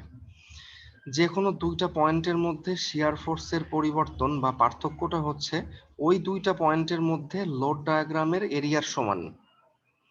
আবার একইভাবে কোনো কোনো দুইটা পয়েন্টের মধ্যে মোমেন্টের পার্থক্য হচ্ছে ওই দুইটা পয়েন্টের মধ্যে শিয়ার ফোর্স ডায়াগ্রামের এরিয়ার সমান। এটা আমরা একটু পর প্র্যাকটিক্যালি দেখব। এরপরে আরো যে দুইটা গুরুত্বপূর্ণ সমীকরণ, যে ডাব্লিউ সমান ডিভি বাই ডিএক্স। ডাব্লিউ হচ্ছে লোড ইন্টেন্সিটি, অর্থাৎ লোডের পরিমাণ। ওই যে আমরা বলি না যে একটা বিমে 10 kilo newton per metre load আছে, প্রতি মিটারে 10 কিলো নিউটন। এটা হচ্ছে 10টা হচ্ছে লোড ইন্টেন্সিটি, মানে লোডের পরিমাণটা। আবার ডিভিডিএক্স মানে হচ্ছে slope of sheer diagram, shear force ডায়াগ্রামের স্লোপ। এগুলো আমরা পরে দেখব। আবার একইভাবে ভি সমান ডিএম ডিএক্স, অর্থাৎ shear force V is equal two moment ডায়াগ্রামের স্লোপ বা ঢাল। এটা আমরা দেখব ডায়াগ্রাম ড্র করার সময় প্র্যাকটিক্যালি। সো দেখেন যে যদি কোনো একটা লাইন এইভাবে ডান দিকে উপরের দিকে উঠতে থাকে আস্তে আস্তে, তার মানে এইটার স্লোপকে আমরা বলবো হচ্ছে পজিটিভ স্লোপ। আর যদি কোনো একটা লাইন আস্তে আস্তে নিচের দিকে নামতে থাকে এভাবে, তার মানে সেটা হচ্ছে নেগেটিভ স্লোপ। আচ্ছা, সো আমরা একটা এক্সাম্পল দেখি আসেন, ঠিক আছে, তাহলে আমাদের কাছে ক্লিয়ার হবে। এখানে বলা আছে যে draw shear force diagram and bending moment diagram of the following beam. নিচের বিমের শিয়ার ফোর্স এবং বেন্ডিং মোমেন্ট ডায়াগ্রাম অঙ্কন করো। এখানে একটা বিম দেওয়া আছে দেখতে পাচ্ছি আমরা, একটা পিন সাপোর্ট আর একটা রোলার সাপোর্ট, এবং এখানে একটা ইউনিফর্মলি ডিস্ট্রিবিউটেড লোড আছে 20 কিলো নিউটন পার মিটারের, আর আরেকটা কনসেন্ট্রেটেড লোড আছে 30 কিলো নিউটনের। এখানে একটা কথা আমি বলি যে পরীক্ষাতে কিন্তু শিয়ার ফোর্স ডায়াগ্রাম এবং বেন্ডিং মোমেন্ট ডায়াগ্রাম কখনোই কমন থাকবে না। অর্থাৎ এখানে লোড আছে একটা জায়গাতে, পরীক্ষাতে দেখা যাচ্ছে লোড থাকবে অন্য জায়গাতে। এখানে আছে কনসেন্ট্রেটেড লোড, পরীক্ষাতে থাকবে হচ্ছে সে এখানেও একটা ইউডিএল থাকতে পারে। মূল কথা হচ্ছে যে এসএফডি এবং বিএমডি এই দুইটা জিনিস ড্র। স্যার একটা কথা বলি স্যার, স্যার এত বেশি চেঞ্জ করেন না যে স্যার, আমরা স্যার গত সেমিস্টারে অনেকেই স্যার আমাদের কিন্তু সমস্যা হয়েছে স্যার। শেষ করি। সো আমরা যদি এসএফডি এবং বিএমডি আর কি মানে মেন নিয়মটা যদি আমরা একবার বুঝতে পারি আসলে যে কিভাবে আসলে ডায়াগ্রামটা ড্র করতে হয়, যদি একবার বুঝতে পারি, তার মানে আমাদের লোড আসলে যেরকম লোডই থাক না কেন আমরা সমাধান করতে পারবো, ঠিক আছে। জি আচ্ছা, এখানে প্রথমে আমাদের কাজ হচ্ছে অ্যাজ ইউজুয়াল এখানে আমরা কি করব, আমরা প্রথমে সাপোর্ট রিয়াকশনটা বের করব। ঠিক আছে, সাপোর্ট রিয়াকশন বের করার পর তারপর আমরা এসএফডি আর বিএমডি ড্র করব। ওকে, সো সাপোর্ট রিয়াকশন বের করাটা হচ্ছে মেকানিক্স এর পার্ট। সো যেহেতু আপনারা মেকানিক্স কোর্স করে আসছেন, সো আশা করি টিচার আপনাদেরকে শিখিয়েছেন যে কিভাবে সাপোর্ট রিয়াকশন বের করতে হয়। সো আমরা প্রথমে ফ্রি বডি ডায়াগ্রাম ড্র করব। এই যে বিমের ফ্রি বডি ডায়াগ্রাম, এখানে ডিসটেন্স সব দেওয়া আছে। সো আমরা এখান থেকে সাপোজ এ বিন্দুর সাপেক্ষে আমরা মোমেন্ট নিয়ে আমরা এই যে আর সি বের করছি, অর্থাৎ এই যে সি পয়েন্টের সাপোর্ট রিয়াকশনটাকে আমরা ধরছি আর সি। আমরা এ বিন্দুর সাপেক্ষে মোমেন্ট নিয়ে আমরা আর সি বের করলাম এত কিলো নিউটন, এবং আমরা সামেশন অফ এফ ওয়াই আমরা এখান থেকে বের করলাম আর এ। এই দুটো রিয়াকশন আমরা বের করলাম। ঠিক আছে, সো এখন হচ্ছে আমরা সলিড মেকানিক্সে আসছি। সো রিয়াকশন বের করার পর আমরা তাহলে প্রথমে বিমটাকে আগে সুন্দর মতো ড্র করব। আমাদের অঙ্কে যে বিমটা দেয়া ছিল সেটাকে আমরা ড্র করলাম। ড্র করার পর আমরা সাপোর্ট রিয়াকশনটা স্যার আমরা উপরের ক্যালকুলেশনটা একটু যদি আরেকবার দেখাই দিতেন তাহলে আমরা ক্লিয়ার হয়ে নামতাম আর কি। আচ্ছা, এটা মেকানিক্স এর অংশ। ঠিক আছে, force into distance, force into distance. আমি মেকানিক্সে এরকম জিনিস একবার না 5 বার না, আমি মিনিমাম 10 থেকে 15 বার আমি সাপোর্ট রিয়াকশন বের করে শিখাইছি। ওই যে মনে নাই লেকচারে ছিল যে কিভাবে বিমের রিয়াকশন বের করতে হয়, ওখান থেকে দেখে নেবেন। এই জিনিস বলার কিচ্ছু নাই। ঠিক আছে, কারণ আমি যদি এখন মেকানিক্স পড়াইতে যাই তাহলে সলিড মেকানিক্স পড়ানোর সময় থাকবে না। আচ্ছা, সো এখানে আমরা সাপোর্ট রিয়াকশন বের করলাম 63 কিলো নিউটন এবং 67 কিলো নিউটন। ঠিক আছে,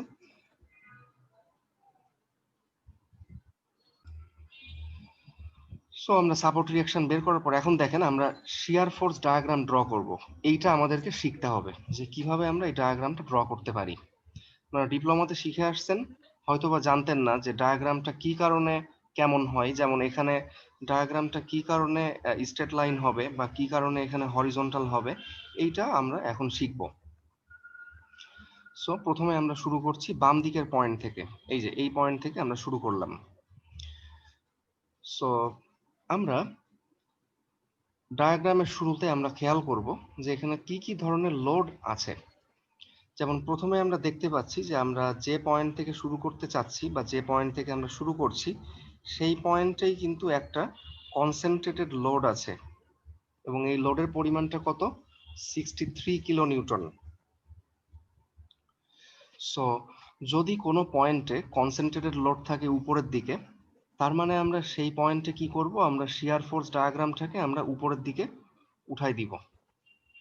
যেমন এখানে একটা আপওয়ার্ড লোড আছে হচ্ছে 63 কিলো নিউটন, তাই আমরা এখানে ডায়াগ্রামটাকে কি করলাম, উপরের দিকে আমরা +63 পর্যন্ত নিয়ে গেলাম। যদি সাপোর্ট রিয়াকশনটা নিচের দিকে থাকতো তাহলে আমরা কি করতাম, ডায়াগ্রামটাকে নিচের দিকে নিয়ে আসতাম, অর্থাৎ -63 তে নিয়ে আসতাম। এটা খুবই ইজি। সো 63 তে নিয়ে যাওয়ার পর এখন আমরা কোথায় আসবো, আস্তে আস্তে ডান দিকে আসতে থাকবো।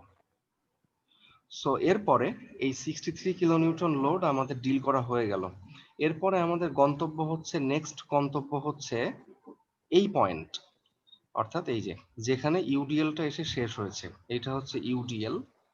যেখানে ইউডিএলটা শেষ হয়েছে আমরা সেইখানে এখন শিয়ার ফোর্স বের করব।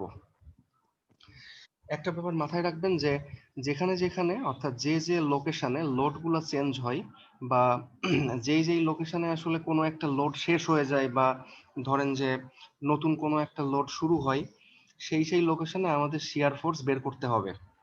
ঠিক আছে, এটাকে স্যার বিপজ্জনক সেকশন বলে, তাই না স্যার?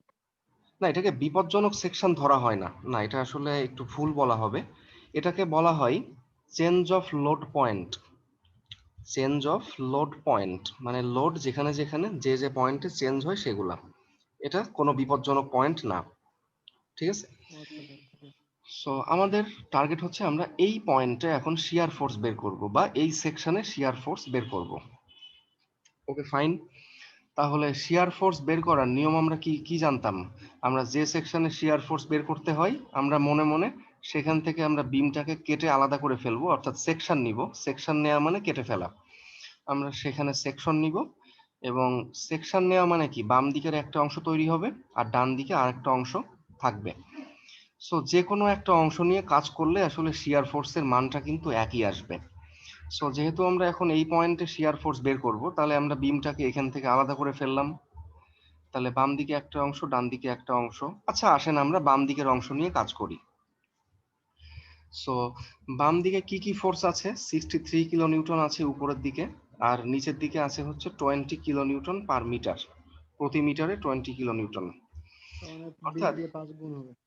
এই দুইটা লোডকে যদি আমরা যোগ বিয়োগ করি, তাহলে যে ডিফারেন্সটা পাবো সেই ডিফারেন্সটাই হচ্ছে এই সেকশনের শিয়ার ফোর্স।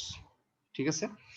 সো ঠিক আছে, তাহলে আমরা উপরের দিকে আছে 63, তাহলে প্লাস 63 মাইনাস 20 ইন্টু 5, অর্থাৎ প্রতি মিটারে 20 কিলো নিউটন, তাই 5 মিটারে কত হবে? 20 ইন্টু 5 অর্থাৎ 100 কিলো নিউটন, তাই না?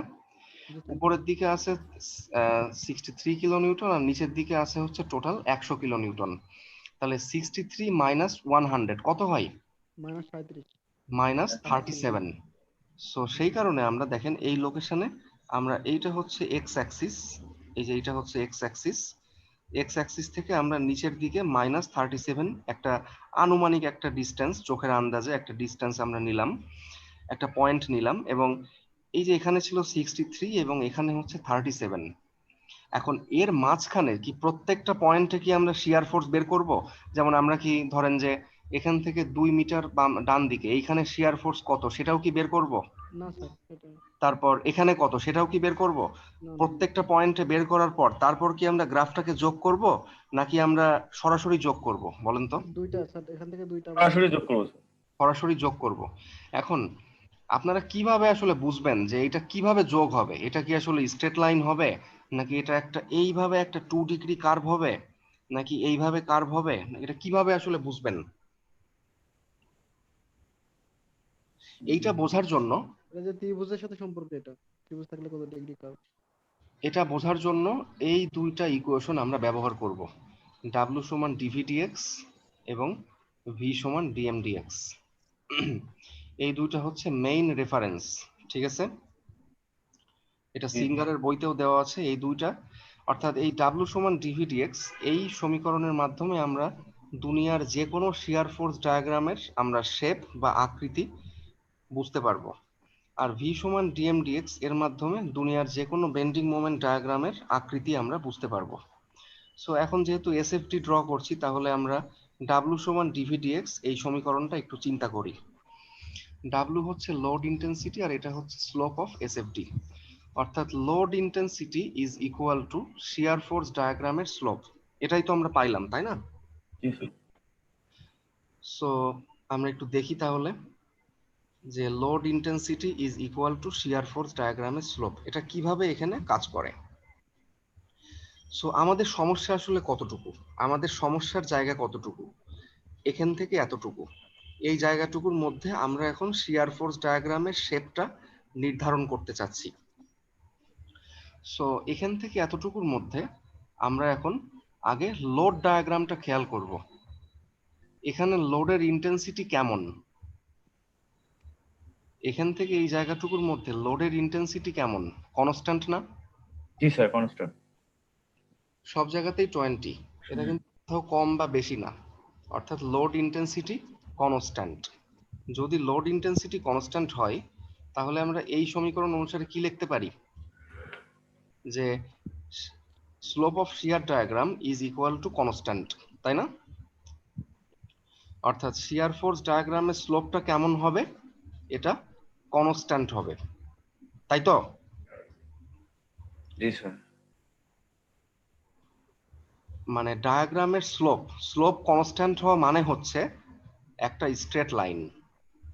স্লোপ কনস্ট্যান্ট হওয়ার অর্থই হচ্ছে একটা সরল রেখা।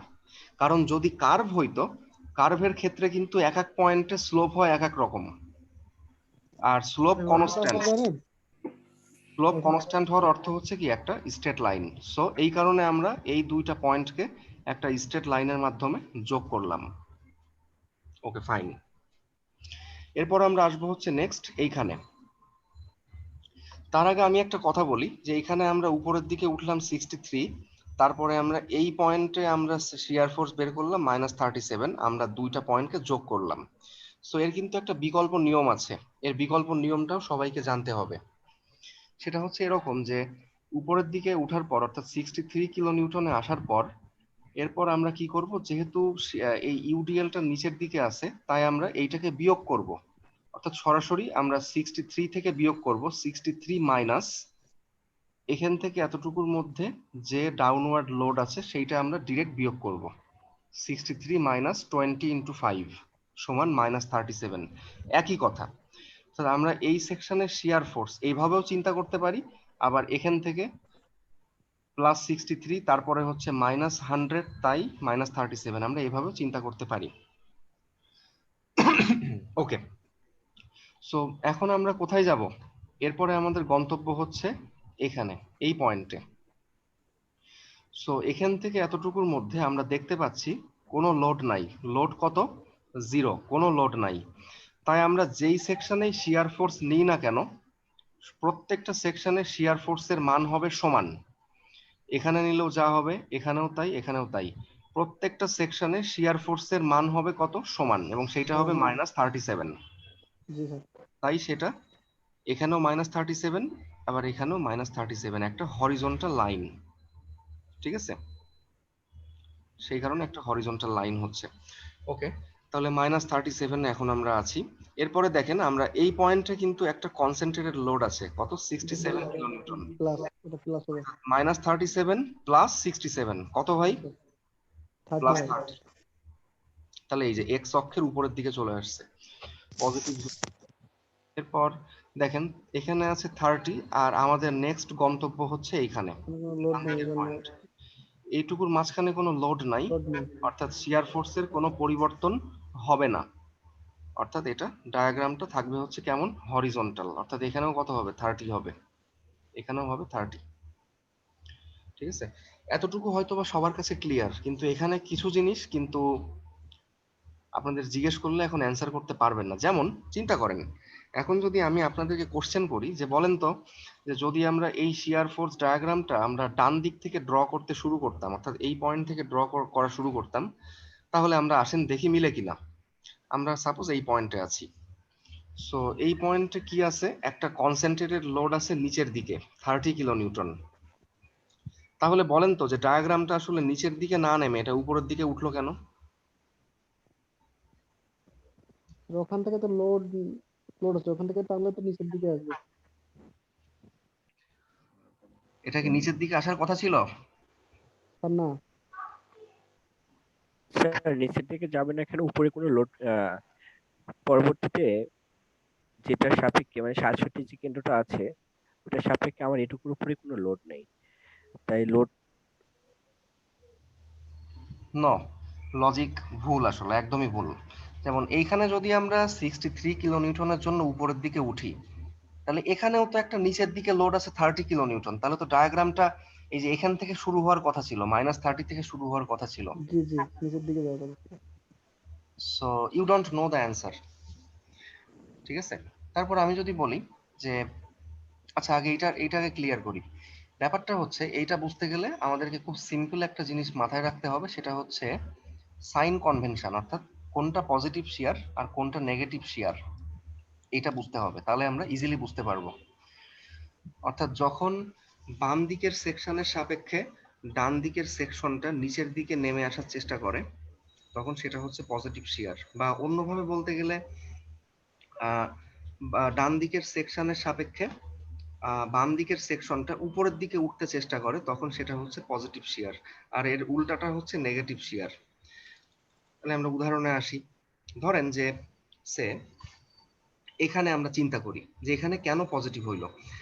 অর্থাৎ ঠিক এই 63 কিলো নিউটনের বাম দিকে একটা পয়েন্ট চিন্তা করেন। এই লোডটা উপরের দিকে ওঠার চেষ্টা করতেছে। ঠিক আছে, ঠিক 63 কিলো নিউটনের ডান দিকে একটা পয়েন্ট আমরা চিন্তা করি। সো সাপোজ এই পয়েন্টটা, তাহলে আমরা কোন সেকশন নিয়ে কাজ করছি? বাম দিকের সেকশন নিয়ে কাজ করছি। তাহলে বাম দিকে কি আছে? একটা উপরের দিকে লোড আছে। বাম দিকে একটা উপরের দিকে লোড আছে, দ্যাট মিন্স ডান দিকের তুলনায় বাম দিকটা কি করবে? উপরের দিকে উঠার ট্রাই করতেছে।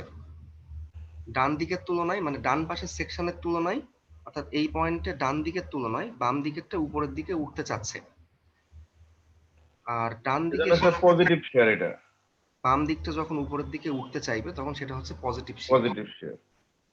এবার আমরা চিন্তা করি একটু অন্যভাবে, অর্থাৎ এখন ডান দিকের সাপেক্ষে চিন্তা করি।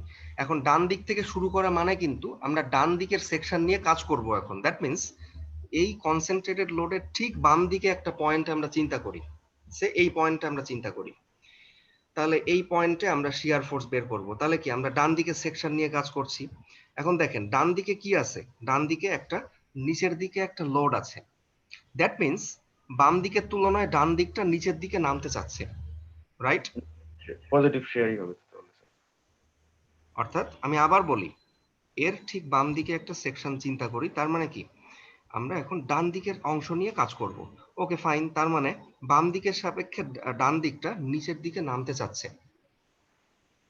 আর বাম দিকের সাপেক্ষে যখন ডান দিক নিচের দিকে নামতে চাইবে তখন সেটা কিন্তু পজিটিভ শিয়ার, ঠিক আছে? তাই এটা দুই ক্ষেত্রে পজিটিভ। আচ্ছা, গেল। এরপর সাপোজ যদি আমি কোশ্চেন করি আপনাদের, যে বলেন তো যে এখানে 63 আমরা পেয়েছি, খুব ভালো কথা, তাহলে 63 থেকে আমরা 100 বিয়োগ করলাম কেন? এই যে সমভাবে বিস্তৃত লোডটা নিচের দিকে যাচ্ছে, আর লোডটা সবসময় নিচের দিকে 5 গুণন 20 100। 5 গুণন 20 100, কিন্তু এর কিন্তু একটা ব্যাখ্যা আছে, আরো স্পষ্ট হতে হবে। এই যে সমভাবে বিস্তৃত লোড গুলো তো স্যার নিচের দিকে, লোড গুলো তো সব নিচের দিকে আছে। ঠিক আছে, আপনাদের কথা ঠিক আছে, কিন্তু এর আসল ব্যাখ্যাটা হচ্ছে এইটা, অর্থাৎ যে কোনো দুইটা পয়েন্টের মধ্যে শিয়ারের পার্থক্য সমান সমান ওই দুইটা পয়েন্টের মধ্যে লোড ডায়াগ্রামের এরিয়া। সমভাবে বিস্তৃত লোড বা ইউডিএল বলবো, ইউডিএল বলবো কেমন, যাই হোক, তো ইউডিএল এর এরিয়া কেমন হয়, একটা আয়তক্ষেত্র হয়, রেক্ট্যাঙ্গেল হয়, তাই না? সো আমরা কিন্তু এখানে চিন্তা করতেই পারি যে এইটা হচ্ছে একটা রেক্ট্যাঙ্গেলের সমান, এখানে একটা রেক্ট্যাঙ্গেল আছে এবং সেই রেক্ট্যাঙ্গেলের এরিয়া হচ্ছে কত, 20 × 5। এই যে এইটা হচ্ছে 5, আর রেক্ট্যাঙ্গেলের হাইটটা হচ্ছে ইন্টেন্সিটির সমান, তার মানে 20। ঠিক আছে, সো ওই সমীকরণের কারণে আসলে এরকম হচ্ছে। আবার সাপোজ ধরেন যে এইটাকে যদি আমরা ম্যাথমেটিক্যালি ব্যাখ্যা করতে চাই, যে এখানেও 37 আবার এখানেও 37, কিভাবে হয় তা? ওই যে দুইটা পয়েন্টের মধ্যে শিয়ারের পার্থক্য সমান সমান লোড ডায়াগ্রামের এরিয়ার সমান। এখন এখান থেকে এতটুকুর মধ্যে, এইটা হচ্ছে লোড ডায়াগ্রাম, ঠিক আছে? লোড ডায়াগ্রামের এরিয়া আছে কোনো না, ডায়াগ্রামের এরিয়া কিন্তু 0, তার মানে শিয়ারের পরিবর্তন কত হবে, 0 হবে, তাই না? শিয়ারের পরিবর্তন কত হবে, 0 হবে। আর পরিবর্তন 0 হওয়া মানে কি, যা ছিল তাই থাকবে। ব্যাপারটা হচ্ছে এরকম, ঠিক আছে? আবার আমি একই জিনিস আরেকভাবে যদি ব্যাখ্যা করি, যে ডাব্লিউ সমান ডিভিডিএক্স, অর্থাৎ লোডের ইন্টেন্সিটি সমান এসএফডির স্লোপ, এখান থেকে এতটুকুর মধ্যে এই 5 মিটারের মধ্যে লোডের ইন্টেন্সিটি কত, 0, অর্থাৎ এখানে কোনো লোড নাই। লোডের ইন্টেন্সিটি যেহেতু 0, তাই শিয়ার ফোর্স ডায়াগ্রামের স্লোপ কেমন হবে, 0 হবে। আর স্লোপ 0 মানে কি, একটা হরিজন্টাল লাইন। স্লোপ 0 মানে হচ্ছে একটা হরিজন্টাল লাইন। সো জিনিসগুলোর ব্যাখ্যা কিন্তু এইটা, ঠিক আছে? এখন যদি কেউ জিজ্ঞাসা করে যে এখানে কেন মানে স্লোপ 0 হইলো, এখন আপনারা যদি অ্যান্সার দেন যে না এর মাঝখানে কোনো লোড নেই তাই, হ্যাঁ এটা অ্যান্সার হবে, কিন্তু সঠিক অ্যান্সার কিন্তু হইলো না পুরোপুরি। সো এই ইকুয়েশন 4টা আসলে জানতে হবে। প্রথম দুইটা ইকুয়েশন হচ্ছে ডায়াগ্রাম ড্র করার জন্য কাজে লাগবে, অর্থাৎ মানে বিভিন্ন পয়েন্টে শিয়ার এবং মোমেন্টের মান বের করতে কাজে লাগবে। আর 3 আর 4 নাম্বার ইকুয়েশন হচ্ছে এসএফডি এবং বিএমডির যে আকৃতি, শেপ, স্ট্রেট হবে না কার্ভ হবে, সেইটা বুঝতে কাজে লাগবে। সো প্লিজ এই 4টা ইকুয়েশনের মাধ্যমে সবকিছু ব্যাখ্যা করা শিখবেন। তাহলে আমরা এখন ড্র করব হচ্ছে bending moment diagram, and this is more interesting. তাহলে আমরা বাম দিক থেকে শুরু করি। আমরা সবাই হয়তোবা জানি যে যদি কোনো একটা বিমে সিম্পল সাপোর্ট থাকে, অর্থাৎ পিন বা হিঞ্জ সাপোর্ট থাকে, তাহলে একদম বাম প্রান্তে এবং একদম ডান প্রান্তে মোমেন্ট 0 হয়, ঠিক আছে? সো এখানে যেহেতু একটা পিন সাপোর্ট আছে, তাই এখানে মোমেন্ট 0 হবে, অর্থাৎ আমরা 0 থেকে শুরু করলাম। ওকে, তাহলে আমরা এরপরে কোথায় যাব? এর পরের গন্তব্য কোথায়, আমরা কোন পয়েন্টে মোমেন্ট বের করব এবং ডায়াগ্রামটাকে যোগ করব। আর মোমেন্ট ডায়াগ্রাম বের করতে গেলে কি করতে হবে, আমাদের একটা একটা করে সেকশনে মোমেন্ট বের করতে হবে এবং তারপর দুইটা পয়েন্টকে কি করা লাগবে, যোগ করা লাগবে, এটাই তো কাজ। সো আমরা কোন পয়েন্টে আসবো, আমরা আসবো হচ্ছে এই পয়েন্টে, অর্থাৎ যে পয়েন্টে এসে শিয়ার ফোর্স ডায়াগ্রামটা 0 হয়েছে সেই পয়েন্টে আমরা আসবো, তাই না? আমরা 0 থেকে এই পয়েন্টে আসবো। এখন এখান থেকে এতটুকুর মধ্যে বেন্ডিং মোমেন্টের পরিবর্তন কতটুকু হবে, এখানে বেন্ডিং মোমেন্টটা 0, এখানে 0, আর এখানে কত 99.23। এটা কিভাবে বুঝবো আমরা, অর্থাৎ এখান থেকে এতটুকুর মধ্যে মোমেন্টের পরিবর্তনটা কতটুকু হবে, এই যে এখানে ইকুয়েশন দেওয়া আছে, অর্থাৎ মোমেন্টের পরিবর্তন সমান কত, শিয়ার ডায়াগ্রামের এরিয়ার সমান। মোমেন্টের পরিবর্তন সমান কত, শিয়ার ডায়াগ্রামের এরিয়ার। স্যার আমাদের একটা এরকম একটা ইকুয়েশনটা করে দেখানো যাবে না স্যার? আচ্ছা আমি ইকুয়েশন করেই দেখাচ্ছি, কিন্তু বোঝার চেষ্টা করেন সবাই। এখান থেকে এখানে আছে 0 আর এখানে মোমেন্টটা কত হবে, ঠিক আছে? এখন ধরেন যে সাপোজ 0 থেকে পরিবর্তনটা যতটুকু হবে সেটাই তো মোমেন্ট হবে নাকি? জি স্যার, চেষ্টা করি, পরিবর্তনটা। যদি মোমেন্ট আছে এখন 0, সাপোজ আমি কথার কথা আমি বললাম যে ঠিক আছে, তাহলে এখান থেকে এখানে আসলে মোমেন্টের পরিবর্তন হবে হচ্ছে সে 100, তার মানে এখানে এসে মোমেন্ট কত হবে, 0 + 100 কত হয় 100, তাই না? সো তাহলে এখান থেকে এতটুকুর মধ্যে মোমেন্টের পরিবর্তনটা হবে হচ্ছে এখান থেকে এতটুকুর মধ্যে শিয়ার ফোর্স ডায়াগ্রামের এরিয়ার সমান, সেটাই কিন্তু সমীকরণ বলতেছে। তার মানে এই জায়গাটুকুর মধ্যে শিয়ার ফোর্স ডায়াগ্রামের যে এরিয়া, একটা ট্রায়াঙ্গেল, এই ট্রায়াঙ্গেলটাই হচ্ছে, এই ট্রায়াঙ্গেলের এরিয়াটাই হচ্ছে মোমেন্টের সমান হবে, দ্যাটস ইট। তাহলে এই ত্রিভুজের এরিয়া এখন আমাদের বের করতে হবে। ত্রিভুজের এরিয়ার সূত্র কি, হাফ ইন্টু ভূমি ইন্টু উচ্চতা, তাই না? তো হাফ ইন্টু ভূমি, ভূমি 15 আর উচ্চতা কত 63, হাফ ইন্টু 3.15 ইন্টু 63, এটা গুণ করেন, এটা 99.23 আসবে, 225 আসছে স্যার। একই কথা। সো জি স্যার। তাহলে আমরা এই ত্রিভুজের এরিয়া বের করতে পারি। এখন কোশ্চেন হচ্ছে 3.15 কিভাবে আসলো? 3.15 স্যার এই 63 কে 20 দ্বারা ভাগ করা হয়েছে। এটা খুব সিম্পল, তাই না? যে এই যে ডায়াগ্রামটা যে আস্তে আস্তে 63 থেকে 0 এর দিকে আসতেছে, এর জন্য দায়ী কে? এর জন্য দায়ী হচ্ছে এই ইউডিএল। জি স্যার। তার মানে প্রত্যেক মিটারে 20 কিলোনিউটন করে কমে যাচ্ছে শিয়ার ফোর্সটা। জি। তাহলে কতটুকু ডিস্টেন্সে এসে 0 হবে, এখানে আছে 63, তাহলে কতটুকু ডিস্টেন্সে এসে 0 হবে, আমরা ধরলাম যে এক্স পরিমাণ ডিস্টেন্সে এসে 0 হবে। তার মানে আমরা বলতে পারি যে 63 is equal to 20 into x, g. বা x ইজ ইকুয়াল টু কত, 63 ডিভাইডেড বাই 20, অর্থাৎ 3.15 মিটার। 3.15 মিটার পরে এসে কি হবে, এই 63 এটা কত হয়ে যাবে, 0 হয়ে যাবে। যদি ইউডিএল থাকে তাহলে আমরা এইভাবে বের করব, অর্থাৎ এই শিয়ার ফোর্সকে ভাগ দিয়ে দিব কত, ইন্টেন্সিটি দিয়ে ভাগ দিয়ে দিব, তাহলে ডিসটেন্সটা পেয়ে যাব। ঠিক আছে, ওকে ফাইন। তাহলে এখন আমরা এখান থেকে এটা পেয়ে গেলাম, তাহলে এখানে 0 পাইলাম আর এখানে পাইলাম 99.23। এখন সমস্যাটা কি, সমস্যাটা হচ্ছে এখান থেকে এটা যোগ তো করতে হবে, তাই না? এখন এটা কি একটা স্ট্রেট লাইনের মাধ্যমে যোগ হবে নাকি 2 ডিগ্রি কার্ভ হবে, এটা আমরা কিভাবে বুঝবো? এটা আমরা কিভাবে বুঝবো? এটা আমরা বুঝবো হচ্ছে এই সমীকরণের মাধ্যমে। এই যে v সমান dm dx, v সমান dm dx, অর্থাৎ shear force is equal two moment ডায়াগ্রামের স্লোপ। এখান থেকে আমরা বুঝবো। এখানে একটা জিনিস খেয়াল করেন যে এখানে v মানে হচ্ছে শিয়ার ফোর্স ডায়াগ্রামের স্লোপ না, কিন্তু v মানে হচ্ছে শিয়ার ফোর্সের ভ্যালু বা শিয়ার ফোর্সের মান, ইন্টেন্সিটি। আর dm dx মানে হচ্ছে মোমেন্ট ডায়াগ্রামের স্লোপ, নট মোমেন্টের মান বাট মোমেন্ট ডায়াগ্রামের স্লোপ। তাহলে শিয়ার ফোর্সের মান এবং মোমেন্ট ডায়াগ্রামের স্লোপ একে অপরের সমান হবে। ওকে, তাহলে আমরা দেখি এখানে কি অবস্থা। দেখেন এখান থেকে এতটুকুর মধ্যে শিয়ার ফোর্সের মানটা কি আস্তে আস্তে বাড়তেছে না কমতেছে? কমতেছে। কমছে। এখানে এক্সাক্ট মান আমাদের দেখার দরকার নাই, জাস্ট আমরা দেখবো যে মানটা কি বাড়ছে না কমছে। সো আমরা দেখতে পাচ্ছি যে বাম থেকে ডান দিকে গেলে এই শিয়ার ফোর্সের মানটা আস্তে আস্তে কমে যাচ্ছে। তো যদি ভি এর মান কমে যায়, ভি হচ্ছে শিয়ার ফোর্স, তার মানে বেন্ডিং মোমেন্ট ডায়াগ্রামের স্লোপ কি হবে, কমবে না বাড়বে? মোমেন্টের ডায়াগ্রাম স্যার বাড়বে। এটা কমতেছে আর এটা বাড়বে, তাহলে মাঝখানে কি, মাঝখানে সমান চিহ্ন আছে না? সমান চিহ্নের অর্থ কি? এই ইকুয়াল চিহ্নের অর্থ কি? দুইটা একে অপরের সমান হবে, তাই না? এই দুইটা একটা আরেকটা সমান হবে। যদি এইটা কমতে থাকে আস্তে আস্তে, তাহলে এইটাও কি হবে, অবশ্যই কমতে থাকবে। মাঝখানে কি আছে, সমান চিহ্ন আছে, মাঝখানে তো আর গ্রেটার দ্যান ইকুয়াল নাই বা না।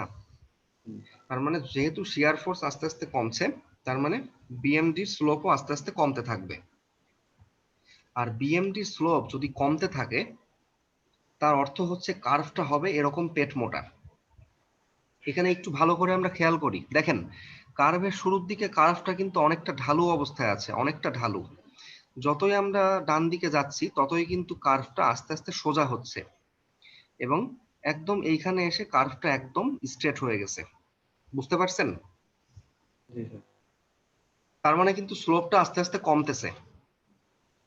This is very important. এটা বুঝতে না পারলে কখনো বিএমডি কখনোই ভালোভাবে বুঝতে পারবেন না। এটা কি বুঝতে পারছেন যে কিভাবে আসলে কমতেছে স্লোপ? ধরেন যে আমি যদি দেখাই যে এইটা হচ্ছে একটা কার্ভ, সরি, আচ্ছা আমি ফ্রেশ ভাবে দেখানোর চেষ্টা করি। ধরেন যে কথার কথা, এইটা হচ্ছে আমাদের একটা কার্ভ। এখানে আমরা কি দেখতে পাচ্ছি, প্রথম দিকে কার্ভটা অনেক ঢালু আছে, অর্থাৎ এইখানে যদি আমরা একটা স্পর্শক টানি, তাহলে স্পর্শকের অ্যাঙ্গেল কিন্তু বিশাল অ্যাঙ্গেল, অনেক বেশি। তার মানে এখানে স্লোপটা অনেক বড়। কিন্তু যতই আমরা ডান দিকে আসছি ততই কিন্তু দেখেন কার্ভটা আস্তে আস্তে মানে হরিজন্টাল হচ্ছে। যেমন এইখানে যদি একটা স্পর্শক আমরা টানি, তাহলে এর অ্যাঙ্গেল কিন্তু অনেক কম, অর্থাৎ স্লোপ কম। স্লোপের সংজ্ঞাটাই হচ্ছে যে কোনো একটা কার্ভের কোনো একটা পয়েন্টে স্লোপ, এর অর্থ হচ্ছে যে ওই পয়েন্টে যদি আমরা একটা স্পর্শক অঙ্কন করি, এটা একটা কার্ভ, এই কার্ভের এই পয়েন্টে স্লোপ, এর অর্থ হচ্ছে যে যদি আমরা এই বিন্দুতে একটা স্পর্শক অঙ্কন করি, তাহলে সেই স্পর্শকের অ্যাঙ্গেলটা আসলে কত এক্স অক্ষের সঙ্গে, সেটাই হচ্ছে স্লোপ। স্লোপের সংজ্ঞাই হচ্ছে এইটা। সেই কারণে কিন্তু আমরা একটা স্ট্রেট লাইন যখন বলছি, একটা স্ট্রেট লাইনের স্লোপ কিন্তু মাত্র একটাই, কনস্ট্যান্ট, সব জায়গাতেই তার অ্যাঙ্গেলটা কিন্তু সমান, তাই না? কিন্তু একটা 2 ডিগ্রি কার্ভের কিন্তু এই দেখেন এইদিকে স্লোপ বেশি, ডান দিকে স্লোপ কমতে কমতে যাচ্ছে। আবার কার্ভটা যদি এরকম না হয়ে সে কথার কথা এইরকম হইতো, তখন কি হইতো? তখন কিন্তু এইখানে স্লোপটা কম, যতই ডান দিকে যাচ্ছি ততই কার্ভটা আস্তে আস্তে ঢালু হচ্ছে, ইনক্লাইন্ড হচ্ছে, তার মানে স্লোপটা আস্তে আস্তে বাড়তে থাকছে। আমাদের মেন প্রবলেমটা কিন্তু এই জায়গাতেই, ঠিক আছে? যে বেন্ডিং মোমেন্ট ডায়াগ্রামটা কি আসলে মানে এরকম হবে নাকি এরকম হবে, এইটা বোঝার জন্যই কিন্তু এত কথা বলছি আমি। যেমন আমাদের এই অঙ্কে ডায়াগ্রামটা কেমন হয়েছে, ডায়াগ্রামটা হয়েছে এরকম, তাই না? কিন্তু ডায়াগ্রামটা কিন্তু এমনও হইতে পারতো। এই সবাইকে বুঝতে পারতেছেন? কিছুটা স্যার আরেকবার। আচ্ছা, তো ঠিক আছে, আমরা ট্রাই করি।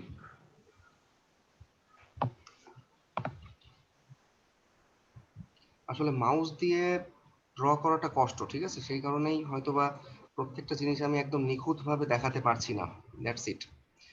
সো আমি আবার বলি, পুরো ব্যাপারটা হচ্ছে এরকম যে কার্ভ মোট দুই ধরনের হইতে পারে। একটা 2 ডিগ্রি কার্ভ দুই ধরনের হতে পারে। ধরেন যে এইখানে বেন্ডিং মোমেন্ট 0 পাচ্ছি আমরা, আর এইখানে আমরা মোমেন্ট পেয়েছি হচ্ছে 99, ঠিক আছে? সেটাকে আমরা দুই ভাবে যোগ করতে পারি। একটা হচ্ছে আমরা ভাবে যোগ করতে পারি এইভাবে, আর আরেকটা আমরা দেখেন এই দুইটা পয়েন্টকে আমরা কিন্তু এইভাবেও কিন্তু যোগ করতে পারি, চাইলে পারি না? পারি কি? সো কোন ভাবে আমরা যোগ করব, এটাই হচ্ছে আমার কোশ্চেন, এইভাবে না এইভাবে? তার আগে আমরা দেখি তাহলে যে এইটার ক্ষেত্রে কি হয় আর এইটার ক্ষেত্রে কি হয়।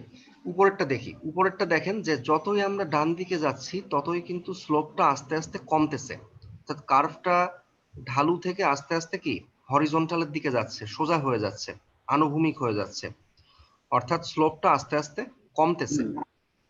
আর এই কার্ভের ক্ষেত্রে এইখানে একদম কার্ভটা হরিজন্টাল, তার মানে কি স্লোপ 0।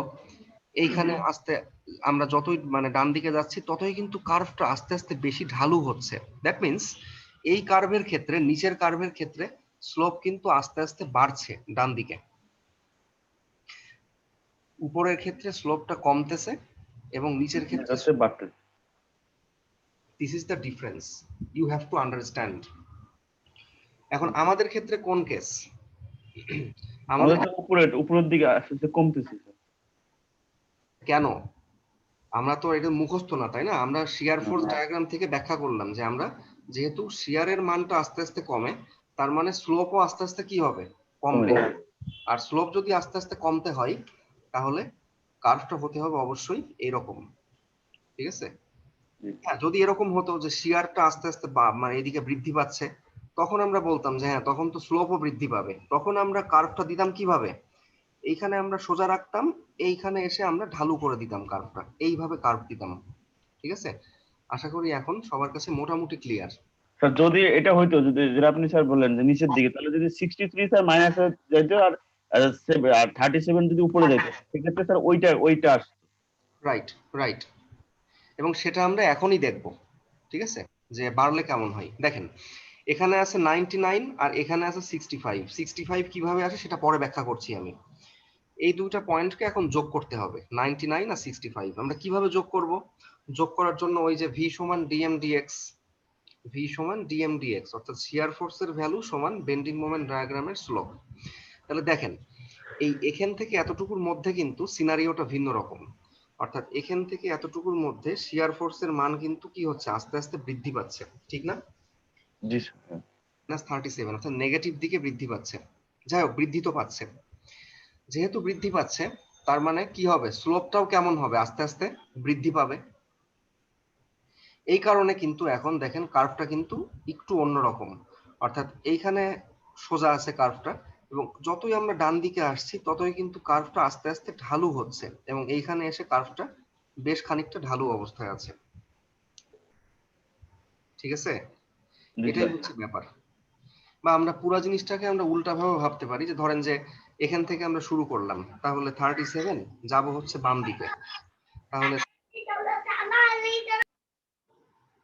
আচ্ছা, সাদ্দাম হোসেন সাহেব, ঠিক আছে, মিউট রাখেন। সো দেখেন যে এখান থেকে আমরা বাম দিকে যাব, তার মানে শিয়ার ফোর্সের মানটা আস্তে আস্তে কমতেছে, সেই কারণে স্লোপও কিন্তু আস্তে আস্তে কমে যাচ্ছে। এখানে ঢালু বেশি, আস্তে আস্তে বাম দিকে যে এখানে কিন্তু এটা সোজা হয়ে যাচ্ছে। আবার একইভাবে দেখেন যে এখান থেকে বাম দিকে যাব, দ্যাট মিন্স আস্তে আস্তে শিয়ার ফোর্স বাড়তেছে, তার মানে স্লোপও আস্তে আস্তে বাড়বে, ঠিক আছে? তাহলে এখানে আছে হরিজন্টাল কার্ভটা, তাহলে আস্তে আস্তে কি হবে? বেশি ঢালু হবে। ঢালু হতে হতে এইখানে এসে সবচেয়ে বেশি ঢালু হবে। আর ঢালু হওয়া মানে কি? স্লোপ বেশি হওয়া। ঢালু হওয়া মানেই হচ্ছে স্লোপটা বেশি হওয়া, ঠিক আছে? সো এই কারণে আসলে মানে বেন্ডিং মোমেন্ট ডায়াগ্রামটা এরকম হয়, ঠিক আছে? সো এটা আমরা পরবর্তীতে যখন আরো এক্সাম্পল দেখব তখন আমরা আস্তে আস্তে আরো ক্লিয়ার হব। ওকে, সো এখানে 65টা কিভাবে পাইলাম এখন আমি সেখানে আসি। সো 99 থেকে 99.23 এখান থেকে আমরা মাইনাস করব হচ্ছে এই ত্রিভুজের এরিয়া, ঠিক আছে? 99.23 মাইনাস হাফ ইন্টু ভূমি ইন্টু উচ্চতা, এই ত্রিভুজের এরিয়াটা যদি বিয়োগ করি আমরা, তাহলে আমরা 65 পেয়ে যাব। সবার কাছে ক্লিয়ার? ওকে, সো তাহলে আমরা মোটামুটি এখান থেকে 65 পর্যন্ত আমরা একটা 2 ডিগ্রি কার্ভের মাধ্যমে এটা যোগ করলাম। এখন হোয়াট ইজ 2 ডিগ্রি কার্ভ, এটা আমরা সামনের ক্লাসে দেখব, যে একটা কার্ভকে আমরা কখন 2 ডিগ্রি বলি বা একটা কার্ভকে কখন 3 ডিগ্রি বলি, এটা আমরা পরবর্তীতে ব্যাখ্যা করব, এবং এটা আরো আরো ইন্টারেস্টিং একটা পার্ট। ওকে, সো এখন আছে 65 এ, ঠিক আছে? তাহলে আমাদের নেক্সট গন্তব্য কোথায়? নেক্সট গন্তব্য হচ্ছে 65 থেকে এইখানে, অর্থাৎ এইখানে আমরা মোমেন্ট বের করব। ওকে ফাইন, তাহলে এখানে আছে 65 আর আমরা যাইতে চাচ্ছি কোথায়? এই -37 বরাবর। তাহলে এখান থেকে এতটুকুর মধ্যে, এই জায়গাটুকুর মধ্যে মোমেন্টের পরিবর্তন সমান কি হবে? Area of sheer diagram. এই যে মোমেন্টের পরিবর্তন সমান এরিয়া অফ শিয়ার ডায়াগ্রাম। তার মানে এখান থেকে এতটুকুর মধ্যে শিয়ার ডায়াগ্রামের এরিয়াটা আগে বের করতে হবে। তাহলে শিয়ার ডায়াগ্রামের এরিয়া কত আছে দেখেন তো? একটা চতুর্ভুজ, তাই না? চতুর্ভুজের এরিয়া কত? দৈর্ঘ্য ইন্টু প্রস্থ। দ্যাট মিন্স এখান থেকে এতটুকু হচ্ছে 5 মিটার, 5 ইন্টু 37, এখান থেকে এটা 37, তাহলে 5 ইন্টু 37, এটা হচ্ছে চতুর্ভুজের এরিয়া। তার মানে মোমেন্টের পরিবর্তন কত হবে? চতুর্ভুজের এরিয়ার সমান 5 ইন্টু 37, রাইট? সো এখান থেকে 65 থেকে মাইনাস করতে হবে পরিবর্তনটা, অর্থাৎ 65 মাইনাস 5 ইন্টু 37, দ্যাটস ইট। এটা খুবই সহজ। 65 মাইনাস পরিবর্তন, অর্থাৎ যে পরিবর্তনটা হয় সেটাই তো যোগ বা বিয়োগ করতে হয়, তাই না? এখানে আমরা পরিবর্তনটা বিয়োগ করছি, এর কারণটা হচ্ছে যে এখানে শিয়ার ফোর্সটা দেখেন, শিয়ার ফোর্স ডায়াগ্রামটা কিন্তু আসলে নেগেটিভ জোনে আছে, এক্স অ্যাক্সিসের নিচের দিকে আছে, নেগেটিভে আছে, সেই কারণে আমরা এখানে পরিবর্তনটা বিয়োগ করব। তাহলে আমি আবারও বলি, 65 মাইনাস 37 ইন্টু 5, এটা কত হয়? মাইনাস 185। এটা মাইনাস 120 হবে, ঠিক আছে? সো এখন আমরা এই 65 এবং এই মাইনাস 120, এই দুইটা পয়েন্টকে একটা স্ট্রেট লাইনের মাধ্যমে যোগ করব। স্ট্রেট লাইনের মাধ্যমে যোগ করব কেন? আমি আবারও আসি। এর কারণটা হচ্ছে যে এইখানে v সমান dm dx, তার মানে শিয়ার ফোর্সের পরিবর্তন, সরি, শিয়ার ফোর্স সমান মোমেন্ট ডায়াগ্রামের স্লোপ। তাহলে এখান থেকে এতটুকুর মধ্যে দেখেন, এই যে এখান থেকে এতটুকু জায়গার মধ্যে শিয়ার ফোর্সটা কেমন? কনস্ট্যান্ট আছে, সব জায়গায় কিন্তু মাইনাস 37। সো এখান থেকে এতটুকুর মধ্যে যেহেতু শিয়ার ফোর্স কনস্ট্যান্ট, তাই এখান থেকে এতটুকুর মধ্যে মোমেন্ট ডায়াগ্রামের স্লোপও হবে কনস্ট্যান্ট। আর আজানের জন্য কিছু বোঝা যাচ্ছে না, একটু পরে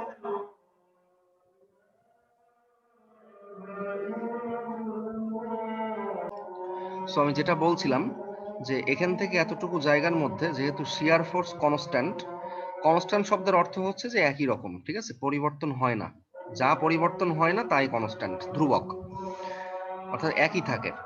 দেখেন এখান থেকে এতটুকুর মধ্যে শিয়ার ফোর্সের মানটা কিন্তু আসলে একই আছে, মাইনাস 37, ঠিক আছে? সো যেহেতু শিয়ার ফোর্সের মান একই আছে, তাই বেন্ডিং মোমেন্ট ডায়াগ্রামের স্লোপটাও একই থাকবে, ঠিক আছে? যেহেতু শিয়ার ফোর্স একই আছে, তাই বেন্ডিং মোমেন্ট ডায়াগ্রামের স্লোপটাও কি হবে? একই থাকবে। আর স্লোপ একই থাকা, এই কথার অর্থই হচ্ছে কি? একটা স্ট্রেট লাইন, বা স্লোপ কনস্ট্যান্ট, এর অর্থই হচ্ছে কি? একটা স্ট্রেট লাইন, কারণ একটা সরল রেখার স্লোপ সবসময় একই থাকে, ঠিক আছে? ওকে, সো তাহলে এখানে মাইনাস 120 এটা আমরা পেলাম। এরপরে আমরা নেক্সট যাব হচ্ছে এইখানে। আমরা সবাই জানি যে একটা সিম্পলি সাপোর্টেড বিমের দুই প্রান্তে মোমেন্ট জিরো হয়, সো এখানে অবশ্যই জিরো হবে। যদিও এটা আসলে এভাবে জানার থেকে আরো আমরা সিম্পলি চিন্তা করি যে আমরা, হ্যাঁ বলেন। এখানে স্যার যে 65 স্যার হচ্ছে না, 60 আপ ইন্টু ভূমিকোণ উচ্চতা করলে তো 65 হচ্ছে না। আচ্ছা, আপনি ওখানে আছেন কেন? ওখানে থাকবেন না, ঠিক আছে? আমার সঙ্গে থাকেন, দরকার হলে পরবর্তীতে আমরা ওটা সলভ করব, ঠিক আছে?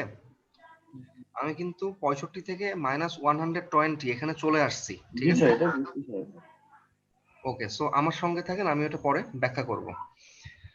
সো এখন মাইনাস 120 তে আছি আমরা, তাহলে এখন আমরা আমাদের নেক্সট গন্তব্য হচ্ছে ডান দিকের পয়েন্টে, ঠিক আছে?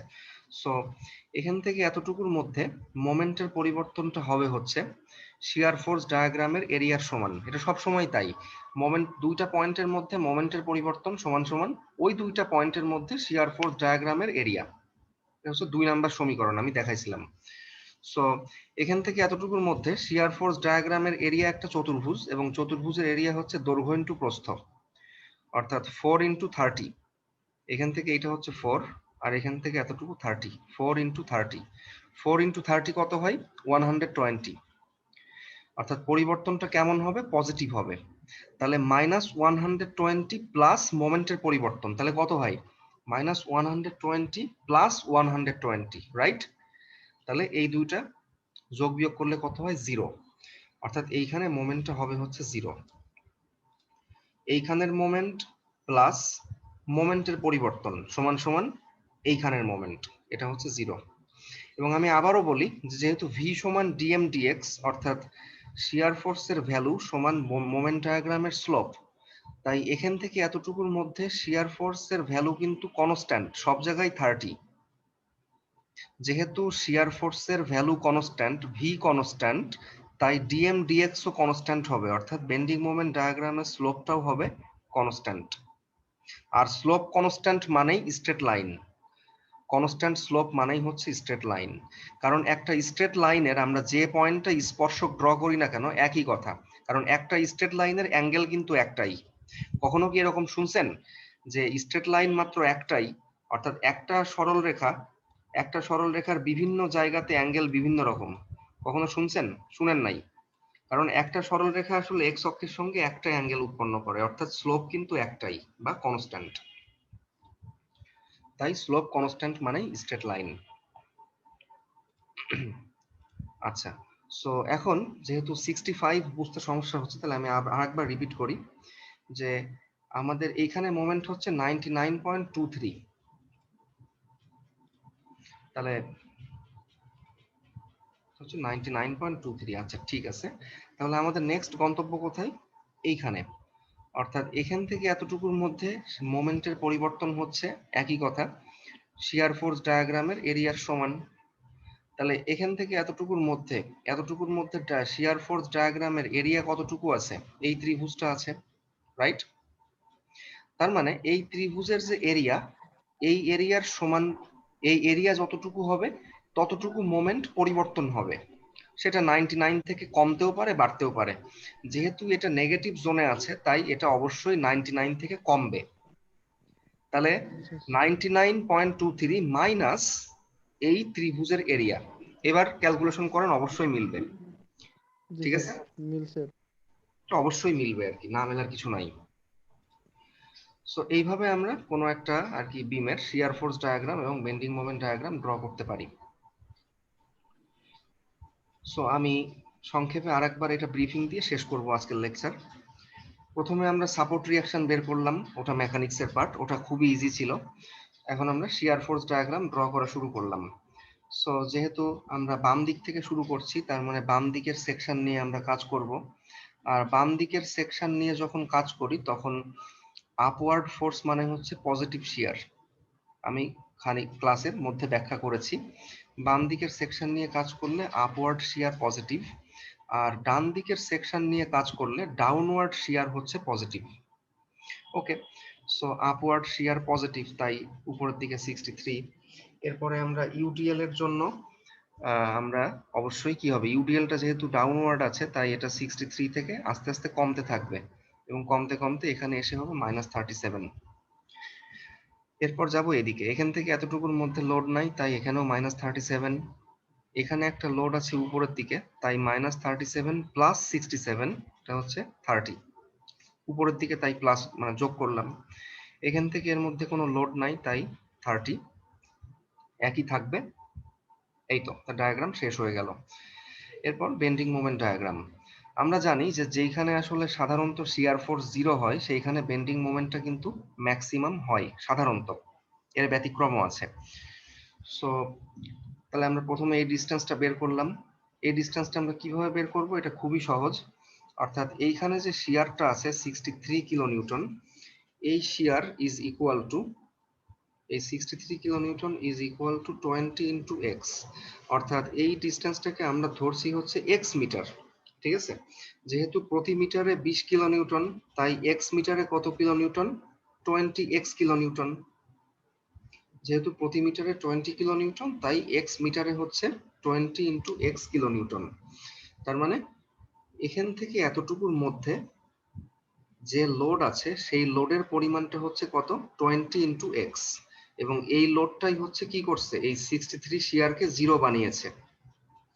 63 শিয়ারকে 0 বানানোর জন্য দায়ী হচ্ছে এখান থেকে এতটুকুর মধ্যে যে লোড আছে সেইটা, তাই এই দুইটা একে অপরের সমান। ওকে, তাহলে আমরা এখন কি করব? আমরা বেন্ডিং মোমেন্ট ডায়াগ্রাম ড্র করব। আমরা 0 থেকে শুরু করলাম, আমাদের গন্তব্য হচ্ছে এইখানে যেখানে 0 হয়েছে। আমরা জানি যে মোমেন্টের পরিবর্তন হচ্ছে শিয়ার ফোর্স ডায়াগ্রামের এরিয়ার সমান। সো এখান থেকে এতটুকুর মধ্যে মোমেন্টের পরিবর্তন সমান শিয়ার ফোর্স ডায়াগ্রামের এরিয়া, তার মানে এই ত্রিভুজের এরিয়া। এই ত্রিভুজের এরিয়া হচ্ছে হাফ ইন্টু ভূমি ইন্টু উচ্চতা।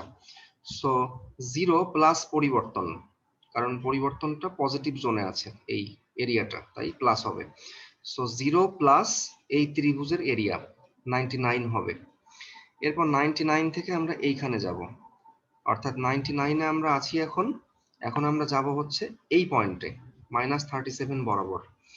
সো এখান থেকে এতটুকুর মধ্যে মোমেন্টের পরিবর্তন ইজ ইকুয়াল টু শিয়ারের, অর্থাৎ এই ত্রিভুজের এরিয়ার সমান।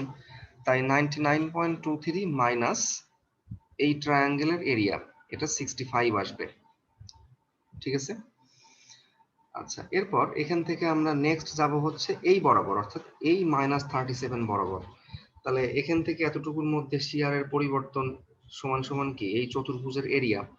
তার মানে 65 মাইনাস পরিবর্তন, কারণ পরিবর্তনটা এটা নেগেটিভ জোনে আছে, তাই 65 মাইনাস চতুর্ভুজের এরিয়া, অর্থাৎ 65 মাইনাস 37 ইন্টু 5, এটা -120। আবার একইভাবে -120 প্লাস প্লাস হবে কেন, কারণ এই এখানে এই শিয়ার ফোর্স ডায়াগ্রামটা পজিটিভ জোনে আছে, তাই প্লাস। তাহলে -120 প্লাস 30 ইন্টু 4, অর্থাৎ এইটার এরিয়া 30 ইন্টু 4, তাই এটা হবে হচ্ছে 0। যোগ বিয়োগ করলে 0 আসে, তাই 0। আর কানেক্টিং এর ব্যাপারটা, এই যে এখান থেকে এটা কানেক্ট করব কিভাবে, এই কানেক্টিং এর জন্য সব সময় এই ইকুয়েশনের মাধ্যমে ব্যাখ্যা করবেন মনে মনে। এই যে এই v সমান dm dx এর মাধ্যমে আমরা ব্যাখ্যা করব। যদি শিয়ার ফোর্স কমতে থাকে তাহলে মোমেন্ট ডায়াগ্রামের স্লোপও কমতে থাকবে, যদি শিয়ার ফোর্স বাড়তে থাকে তাহলে মোমেন্ট ডায়াগ্রামের স্লোপও বাড়তে থাকবে। ঠিক আছে। স্লোপ কমা বাড়া এর অর্থ হচ্ছে কি কার্ভ হওয়া, আর স্লোপ কনস্ট্যান্ট এর অর্থ হচ্ছে স্ট্রেট লাইন। তাহলে এই তো মোটামুটি এই হচ্ছে মোটামুটি আমাদের, আমরা এইভাবে এসএফডি এবং বিএমডি ড্র করতে পারি। ঠিক আছে। সো এর পরবর্তী ক্লাসে আমরা দেখব যে আমরা কিভাবে আসলে 2 ডিগ্রি কার্ভ, 3 ডিগ্রি কার্ভ এটা কিভাবে বুঝবো, সেটা আমরা দেখব এর পরের ক্লাসে। ঠিক আছে। আমরা আরো দেখব যে যদি এখানে ধরেন যে সাপোজ এখানে ইউটিএল না থেকে এখানে আছে একটা ট্রায়াঙ্গুলার লোড। ঠিক আছে। তারপর ধরেন যে ট্রায়াঙ্গুলার লোডের পাশে আবার আছে আরেকটা ইউটিএল, তার পাশে আবার আছে কনসেন্ট্রেটেড লোড, অর্থাৎ বিভিন্ন ধরনের লোডের জন্য আমরা ডায়াগ্রামগুলো মানে ভ্যারিয়েশন কোথায় কোথায় হয় আমরা দেখব। তবে একটা জিনিস, যে আমি এতক্ষণ ধরে যে নিয়মগুলো ব্যাখ্যা করলাম, অর্থাৎ এই যে 4টা ইকুয়েশন, এই 4টা ইকুয়েশনের কিন্তু কোনো পরিবর্তন নাই। আপনাদের কাজ হবে পরবর্তী ক্লাসে আসার আগে, সেটা হচ্ছে যে এই 4টা সমীকরণের মাধ্যমে আমরা এই ডায়াগ্রামটাকে ব্যাখ্যা করা শিখে আসবেন। ঠিক আছে। কারণ আমরা পরবর্তী ক্লাসে আবারও এই 4টা ইকুয়েশনের মাধ্যমে আমরা ডায়াগ্রাম ড্র করার চেষ্টা করব। ঠিক আছে, তাহলে আজকের ক্লাস বা টপিকস মোটামুটি এ পর্যন্তই। আর অ্যাটেন্ডেন্স দিবেন না?